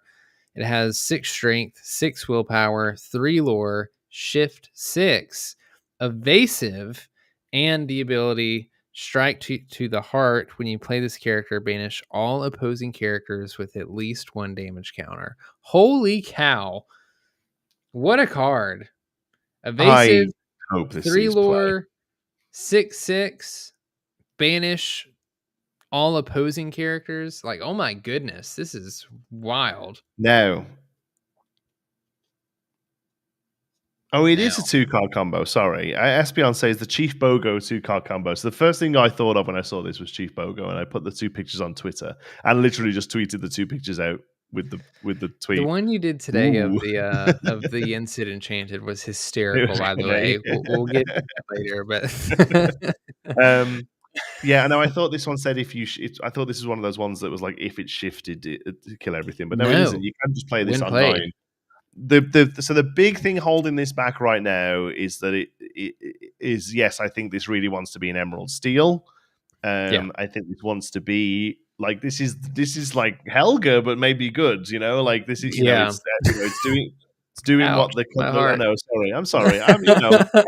She's we revealed her together. I have a soft spot for her, but maybe the deck is coming where she sees playing it as well. And it's just really focused on that pinging damage of steel. Resist hasn't been the sort of real big threat that I perhaps thought it was going to be early on. So maybe there is a space for this. I think this is so good. I think this is really good. I would love them to make a emerald or steel shift target for him. I'm sorry. Say that again. I was reading chat. I would love them to make an emerald or steel shift target for him, and I would throw him into a deck with Chief Bogo so hard. Does he not have an emerald shift target? No. Oh, I must be thinking of another prince then.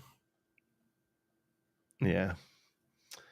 Currently, I think there's not a single shift target. No, there's Prince. There is. Yeah, there's shift targets, but not in a color that goes with steel. Am I reading the same card? There's an Emerald Prince Philip. This is it. No, there's a second one. Is there? In this new set? Yes. Oh, I've just missed it then. What is it? It's the one it's the Aurora. Gives other heroes ward. Oh, yeah. The one that... Uninkable 4 cost. The one that Erlmeister showed. Yes. Yeah. Oh. And he's I was like, there's no way there's not a shift character for this card. Well, no, there is. I thought it was just Sapphire and then the original Amber one from set 1. I'm with Lee Barbs. I completely forgot about it as well. Well, in that case... I would say it's an Inkable, but who freaking cares? You have Hidden Inkcaster now, or whatever the heck the card's called. Play all the Inkables. Chief Bogo is Inkable. No, Chief Bogo's uninkable. Ooh. Also on the 4 slot too. So you can't play both Chief Bogo. Or you can't Bogo curve a Chief hero? Bogo into Prince Philip. Chief Bogo a hero? No idea. Doesn't even get the ward off Prince Philip. Oh, yeah. I can't cook it. I'm sorry. You're This getting deck's not happening. Yeah, you could do morph. That would work too. Oh yeah, I'm morph. Yeah. I don't know. I think it's a fun line. I think dropping this down if there's a Chief Bogo on the board and it just being a be prepared that is then a 6/6 evasive quest for 3 that sticks around.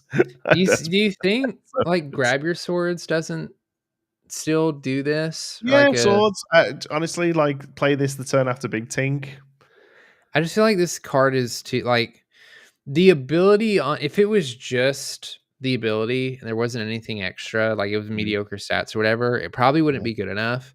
But the fact that it's evasive, it has 3 lore, and it dodges like everything other than World's Greatest Criminal Mind. I'd like that. It just feels so strong. My only real issue with it is that it has to be shifted out. The game's you're not getting to 9. In a control Emerald Steel, I think you maybe can. It's like it's kind of like Maleficent Dragon. Like you don't get to choose the thing that you banish, but if anything is damaged on your opponent's side of the board at that point, it's gone. I can see this working with Big Ting. I could see singing "Grab Your Swords" with this, and then playing like a Mother Knows Best on it or something. Oh yeah, or like a Bippity. Yeah. Sorry, that's what I mean. Bobby Bibbidi Bobby Boo. Yeah, maybe. I like it. I don't know. I don't know whether it's really going to work it out. Hades it out. Hades was never in, brother. All right, fun card. We think. Yep. What's this? Transform Chef. I think we're moving into Transformer Robots in Disguise. At some point. It's the next one. I've got to move over to Mission Report for a bit. Okay. Chief Transformer, Optimus Prime, Inkable 3/3 for 2 lore.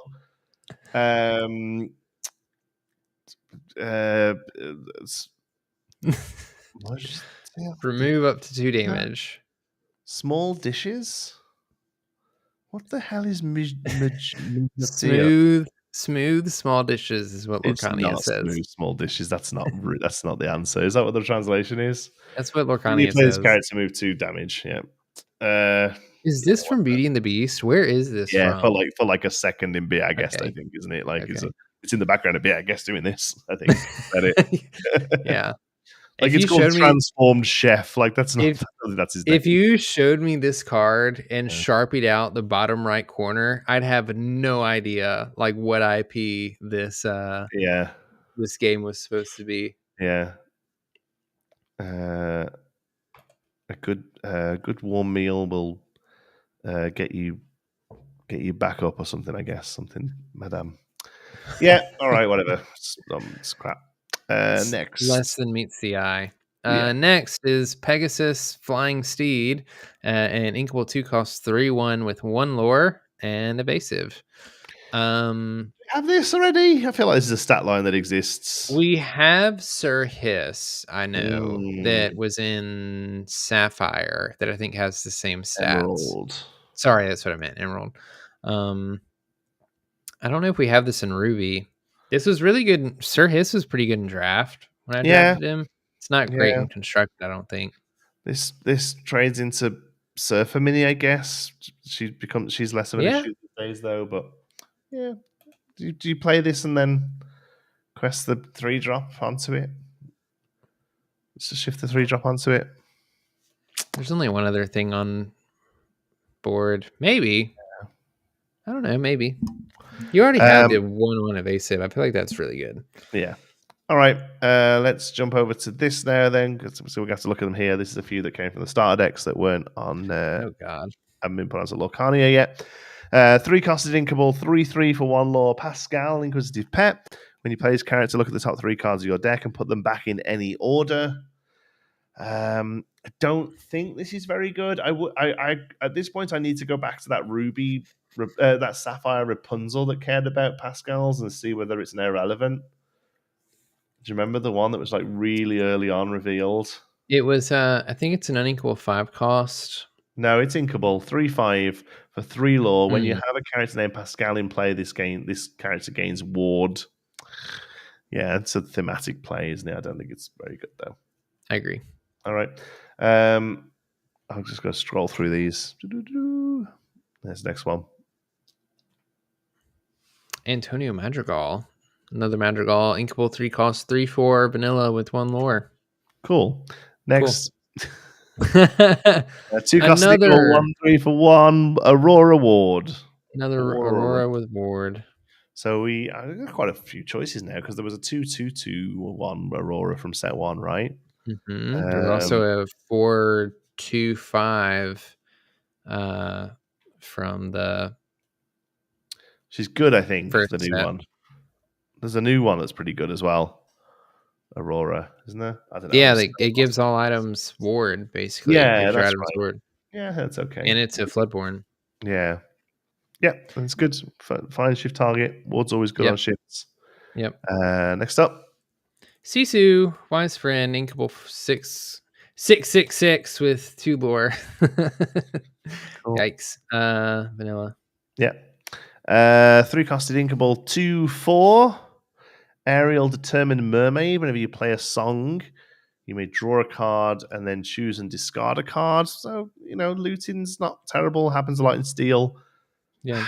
I like a Steel song that cares about songs and still doesn't find play in Steel song. I think this is, and it's common. I what to expect, but maybe the the whole discard Steel thing is still getting worked on. But it's not there yet, I don't think. Stop. Wow, we're thematic here. Li Shang, 5/5/5, 2 lore, vanilla. Sure. Cool. Next up, forecasted. I think might have a better version of this coming up later, perhaps. Better looking, maybe. No, I don't think we do. Forecasted Inkable 3/6 for 1 Mulan. So these are all by the way, the reason that we're racing through these, they're vanillas, they're all in the starters. There's very little to talk about here. They are what they are. That's it. Okay, right. Back to that. There we go. Pegasus. No, not you, baby. All right, there we go. We have Triton, Champion of Atlantica, and Inkable 9 cost, 7/9 with 3 lore. Floodborn King with a shift cost of 6, and the ability Imposing Presence. Opposing characters get -1 strength for each location you have in play. It is a Sapphire legendary card. Locations in Sapphire, or Sapphire cards that care about locations, I wasn't really expecting it, to be honest. No, and I mean, really, I like the vanilla McDuck Manor is probably the only one, I think. What was the other one we looked at today? Ariel's Grotto, the items. So I don't necessarily think they go together too well. I mean, I don't know. It's a hell of a big body that's going to be very difficult to get rid of through anything other than targeted removal. But you just described Tamatoa. Yeah, it still doesn't really enthuse me.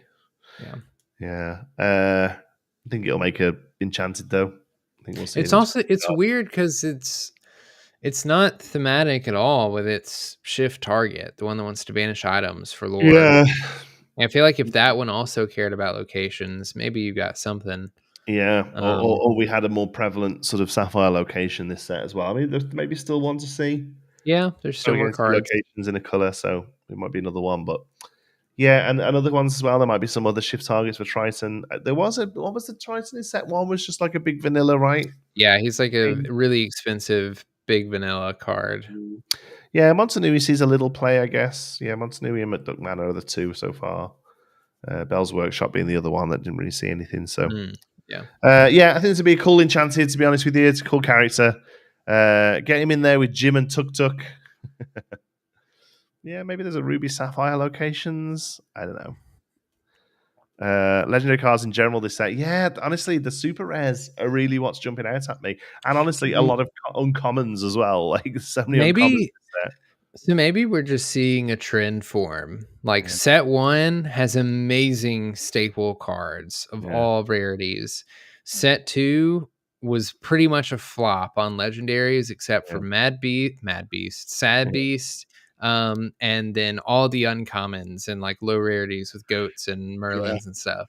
Set 3 had some banger cards just all across the board and like a couple pretty great legendaries. Yeah, it had good.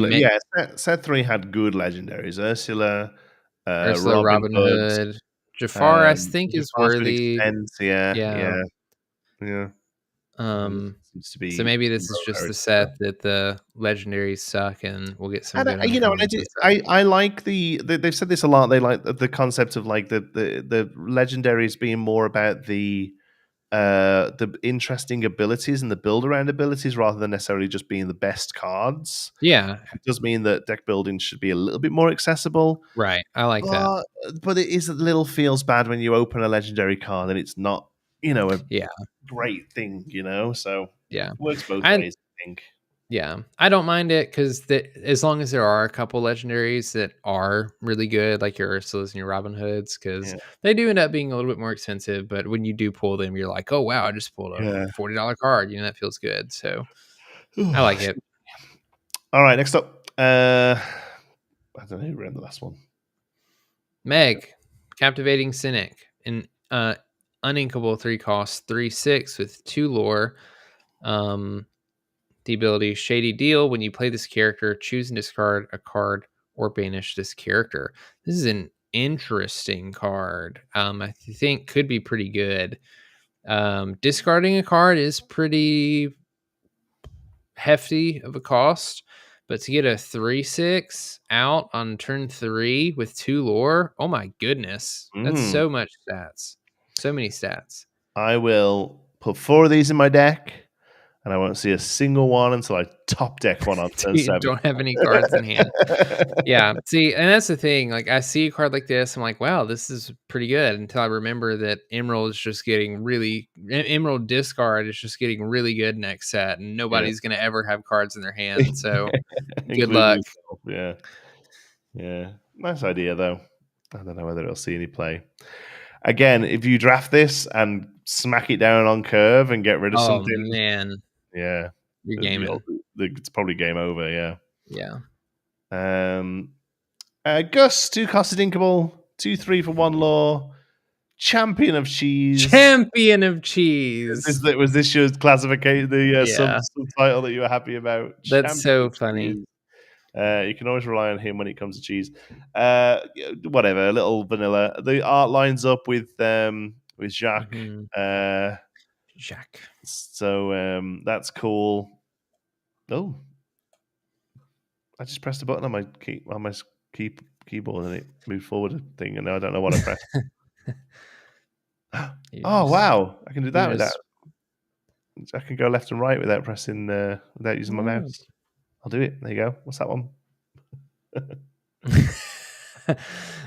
Next is Hera, Queen of the Gods, an Inkable 3-cost, an Emerald, 1 strength, 3 willpower, 2 lore, Storyborn Queen Deity with Ward, Protective Goddess. Your character's name Zeus, gain Ward, and you're a true hero. Your character's name Hercules, gain Evasive. Wow, we're naming a lot of cards on this card. Yeah, again, it's a thematic deck. Do you think these sort of things suggest that we might see like an officially supported play everything in one movie version? I'd love to see that. I don't think that's what this means, and I don't know that it's something there if you want to, kind of thing. Because I actually think there was an article recently. I don't remember where it was from, so apologies. But I want to say there was an article recently where they interviewed somebody from Ravensburger, and they were like I want to say it was Rochelle, and she was like, "We love that our fans are making their own different ways to play the game. It does not mean that we're going to like officially support them or like officially support different ways to play the game." Or it was something along those lines. I'm paraphrasing, but it gave me the indication that like I can't think of the word, the different ways to play the game. Format. Yes, thank you. Yeah. Format. There's a bunch of different like officially supported formats coming, but I'd love to see see that format where you just play characters off from the same movie. I think it'd be fun. Yeah. Yeah. I think you're right. I'm just going back. Sorry. Lee Bob said, I've been living a lie. Isn't his name Gus? Gus. So it's interesting, right? Because, yes, in the movie, she calls him Gus Gus. That's not his name, but neither is Gus. His name is Octavius. What? His name is Octavius. She calls him Gus for short. How's Gus short for Octavius? Because it is short for Augustus, and Octavius, the emperor's name, was changed to Augustus when he was made emperor. Okay. So Gus is short for Octavius. Yeah. So I don't know how they settled on Gus, because his name is neither Gus or Gus Gus. It's Octavius. But that's a deep cut that citizens of Lorcana didn't ask me. They asked me what color his shirt was. And and you couldn't remember? I'm colorblind. Never mind. Yeah, you're right. I'll tell you that he's named after a Roman emperor. What color clothes he wears. Oh, that's so funny. I assume they didn't know that you were colorblind. No, they didn't know. Yeah. All the other questions were just them being bastards, but that one they genuinely didn't know. That's pretty funny. All right. Oh, there we go. That was Hera. And we move on to Hercules, 5-costed, uninkable 7/3 in Ruby, Dreamborn Hero Prince with Rush and Reckless. I mean, a lot of people have really been hating on this. I don't think it's that bad. Is it? Yeah. I mean, like, really it's worse than Maui. Yes, I was about to say it's worse than Maui. If Maui's not in the picture, it's probably not terrible. When Maui's in the picture, like, come on, Maui's one of the best cards in the game. The only time I think I'm playing Hercules over Maui is if there are specifically a bunch of characters or locations that have more than 6 willpower that, like, I need to take care of on a consistent basis. Yeah. And I just don't see that happening. Even something like even if Queen's Castle is rampant, I think you still play Maui instead of Hercules, just because he's inkable. Or Maui and Crab or whatever. Yeah. Good for Paul Connor, I guess. Yep. Draftable maybe. He doesn't need to be linkable, but and I've seen some people say this is like a 5th or 6th Maui, and I would agree, but I also think I don't know that it's that good. I don't know if I'm playing 6 Mauis in a game. No, not inkable ones that only get 1 hit. I suppose the bonus with Maui and that's the big thing, 2 for 1s, right? Usually 2 for 1s. Yeah, that's like the crazy thing that makes Maui so much better than this, in my opinion. It's like, of course, the inkability is really big, but the fact that Maui all the time trades 2 for 1 or sometimes 3 for 1, and this almost certainly only hits 1 thing and gets banished. Yeah. All right. Maybe it's trash. Next up. Oh, yes. Magic Broom, Illuminary Keeper. Our 1-cost inkable Magic Broom with 1 strength, 2 willpower, and 1 lore. And the ability Nice and Tidy. Whenever you play another character, you may banish this character to draw a card. We are absolutely cooking. We're cooking. Brooms are real. God. Brooms are happening. Brooms are love. Brooms are life. We have... All right. There are currently 5 brooms in print. This set is seeing... So many. I've got it here. Hold on. Steel, there's 2. And in Amethyst, there is 2 with a possible 3rd. There's still a space between 49 and 51 Marshmallow. And that's just Magic Brooms, right? That's Magic Broom. Yeah. So that gives us 4. So that gives us 9, a possible 10. We then have Sorcerer's Tower. We have Wayward Sorcerer Mickey, and then we have Yensid and Mickey from this set. And Sorcerer's Hat. And Sorcerer's Hat, which is arguably a Magic Broom card. So 9, 10, 11, 12, 13, 14. and I'll play 4 friends on the other side. Let's go! Brooms! Brooms are here, man. They're here. We can do it. I'm so excited. Yeah. The funny thing is, though, and I hate that my brain is this way, I know every person on the planet is going to be building broom decks, and so I'm going to be like, I can't build the broom deck. Everybody's playing broom deck. Okay, I'm going for it. This card makes brooms, I think. Change my mind. I will not change your mind, Espion. I'm there with you, brother. Is this better than Chernobog followers? Like, just in general? Is this better in general? than When you play another character. Oh, when you play another character, you may banish this one to draw a card. And Chernobog is when it quests, you can banish it to spend another card. And it's a 2/1 instead of a 1/2. 2. 2/1 doesn't really matter because it's only ever questing and dying. Sometimes it matters. I've seen people have to challenge with Chernobog followers. Yeah, you don't want to, though. No, you don't want to, but like when you need to, I think it Anthony in the chat, I'm pretty sure, plays Chernobog's followers in his Emerald Amethyst deck. What do you think? Do you think this could even just replace it in that deck? When you play another character, you may banish. Oh, Elliot's so right. The last 4 is Whole New World, and you use... I saw somebody post this, and you use the 2-cost Magic Broom to shuffle Whole New Worlds back into your deck, and you mill your opponent. Oh, we go for a mill? Yeah. Does the 2-drop Broom... Is it any card? I thought it was a... Actually, you may... shuffle a card from any discard into their player's deck, yeah? Yeah. Yeah, but you'll just mill yourself as quick as you mill them. It's not play one-sided. More cards. Okay, you play Friends and Whole New World. And then you don't use them. Yeah, you don't use them.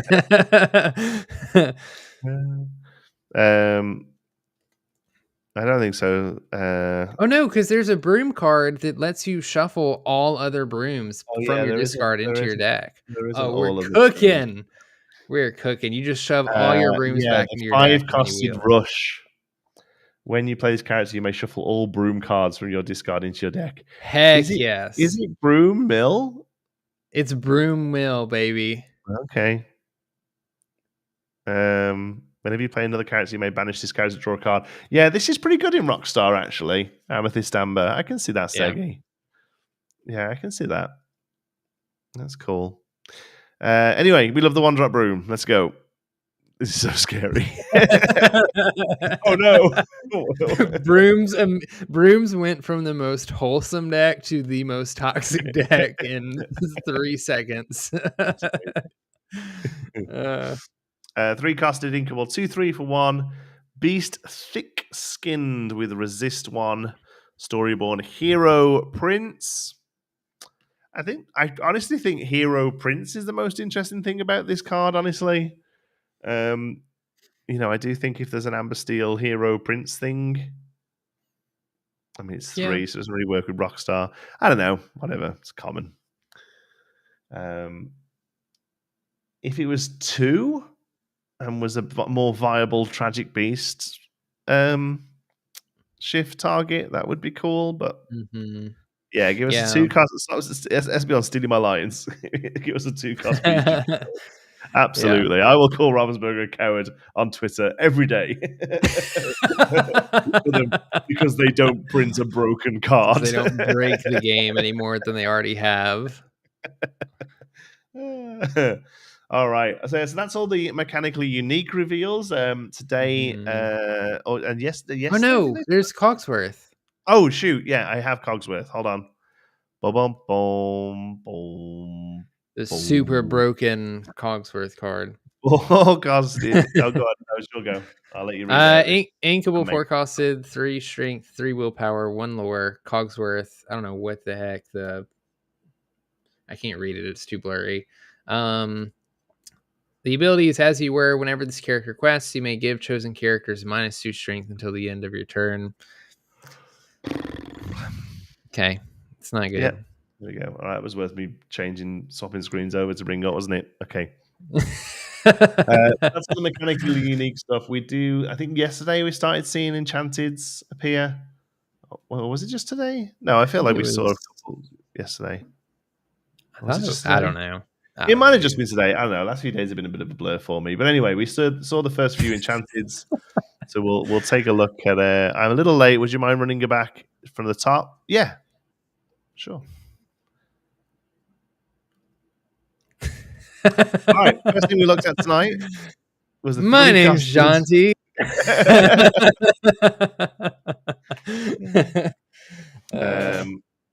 Yeah. I know what you're talking about, Eric. You've seen all these weeks Eric, ago anyway. That's why you keep winning stitches. You're on West Coast time. Shut up. It's my bedtime. God, it's nearly 1 o'clock. All right, let's do these enchanted quick. Chances starting today. Sure.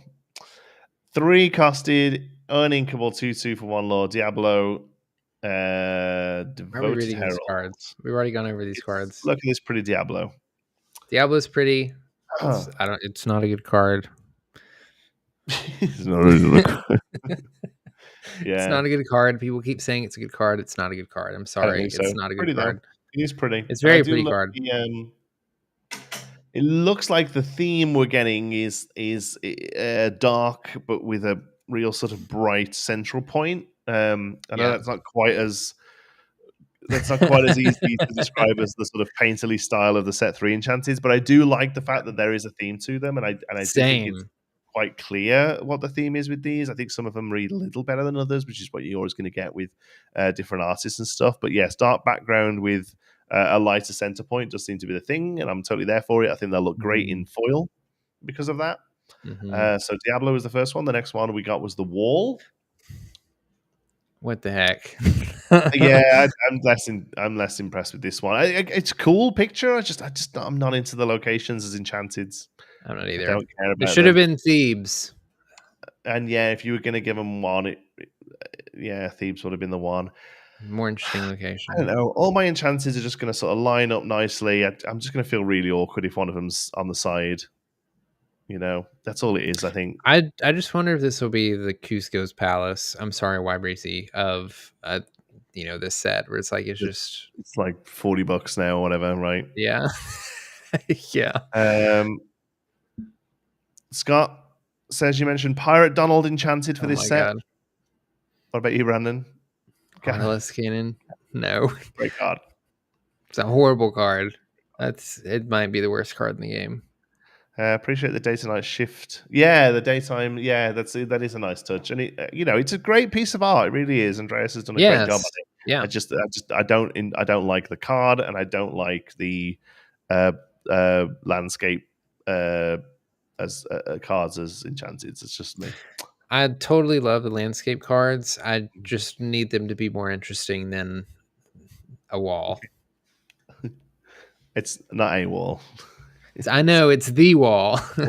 Like I've got 4 walls around me that I stare at every day. So this is what's it called? Second star to the right. Second star, yeah. Very pretty. I think this is a nice really one. Pretty. Actually, again, I personally am a enchanted purist, and I want them to be characters. I like the characters a lot more.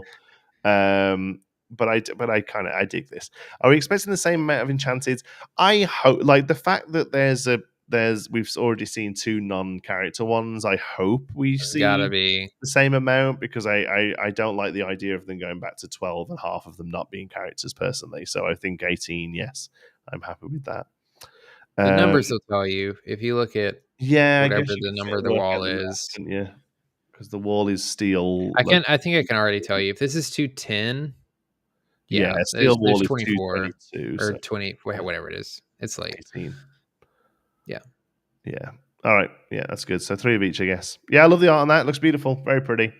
Now, this is what I'm talking about for an enchanted. I think this is my favorite out of the ones we've seen so far. This is what I need enchanted to be. An absolute badass character, badass piece of art, piece of ass. Yeah. I was going to say that. Oh my God. Ravensburger, close your ears. Badass piece of art. Yeah, I dig this a lot. She's so pretty. I love this card. She looks good. And I think it's playable as well, actually. I do too. I don't quite know where she goes, but I don't think it's a terrible ability. Probably. Never mind. Probably in an amber deck. Oh, yeah. Good one. All right. You can read the last one out. Oh God, this one's so scary. Was it one of the groups room was like new sleep paralysis demon unlocked? Yes. Yeah. Some people love this card. I'm happy for these people. I mean, it's not bad. Like I think the art's cool, but when I saw it, I was like, this is from my nightmares. I think it's amazing. He was from my nightmare. Like you're quite a bit younger, right? And don't probably remember. I mean, Fantasia was way before my time, but it was on like VHS when I was a kid, and he scared the crap out of me as a kid. Yes, it did. Yeah. Like I've got So this invokes big memories of me from childhood. Yeah. It's on a pretty butterfly. I need you to pull up your tweet because it's too I funny. never gonna find it. I'll be completely honest with you. I didn't do it. I stole it from Facebook. Still, it was like I didn't even see the meme, and then as soon as I saw you post it, I was just like, this is so good. I almost think it's intentional. Like it is just so close.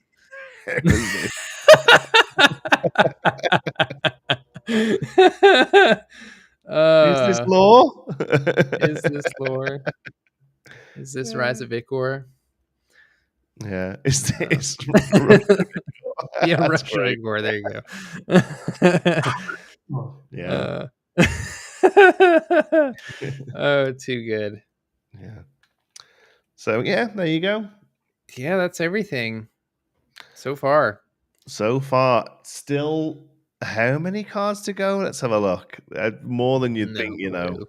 It's like 50 or something 3, like that. 4, 5, 6, 7, 8, 9, 10, 11, 12, 13, 14, 15. It's good content in it. 16, 17, 18, 19, 20, 21, 22, 23, 24, 25, 26, 27, 28. 29, 30, 31, 32, 33, 34, 35, 36, 37, 38, 39, 39. And then a pile of enchanteds. One of those is a legendary. There's still a legendary steel. Legendary steel card, yeah. And a few supers as well, I think. And a little bit in every color. A couple that I still couldn't call. There's a couple of ambers between D and F. There's maybe another Mickey Mouse in amber. What else is notable? I think there's probably another broom in amethyst. What's between M and P? There's two between Megara and Pegasus in emerald. Elemento P. N-O. I don't know Disney characters like that. Scott, we are planning to be live Monday next week. Yes. Yeah, I can't see why it would be Monday. It just kind of how things fell these last 2 weeks. We had to move it. And like I said, we probably would have just had a week off outside of reveal season, but we just wanted to keep up on top of these with you guys. So we appreciate you all hanging out tonight, even though it's not a normal night for us. But yeah, we should be back on Monday just after Let's Talk Lorcana from the Lumineers. Noi could do a double Noi, could be. Yeah, I mean, there's probably loads it could be, right? Might see another Olaf. I think we probably see another Olaf in Sapphire. Yeah, because it's Olaf Carrot Enthusiast, so the one after could do something else. Yeah, maybe another Philatites as well. Yeah, there's cool stuff there. All right, and hopefully God, if we don't have them all next Monday, I don't know what we're doing. We should have the full set by then, I thought. I would hope so. I hope we have a lot more information next Monday. Yeah, hopefully next Monday will be prep for Atlanta and final reveals. Other than waiting for that, what does your week in ink look like, Brandon? I should be prepping for Atlanta, but what I'm probably going to be doing, because I slacked off so much for set champs, is working on videos. I've got quite a few videos I want to do. I wanted to make a starter deck video, and then a couple creators got starter decks early. I would love to make, well, I guess this wouldn't be for this week, so I won't mention that, but I've got a lot of videos that I want to make. Some of them would be great before Atlanta to like get out. I don't know if that's gonna happen, but I've got a lot of ideas I want to do and videos I want to make because I hadn't, other than my card reveal, which was mandatory in a sense. And I was very thankful for, but I haven't uploaded like just a video on my own since March, I think. Yeah, no, and outside of this weekly show, I haven't either. So so it's just a lot came together, and the set challenges came together, and I feel like we'll get into the rhythm with those, and I feel like the next ones aren't going to be quite as extreme. I don't think now I kind of know what the level of competition is going to look like. I can be a bit more prepped for them, I guess. I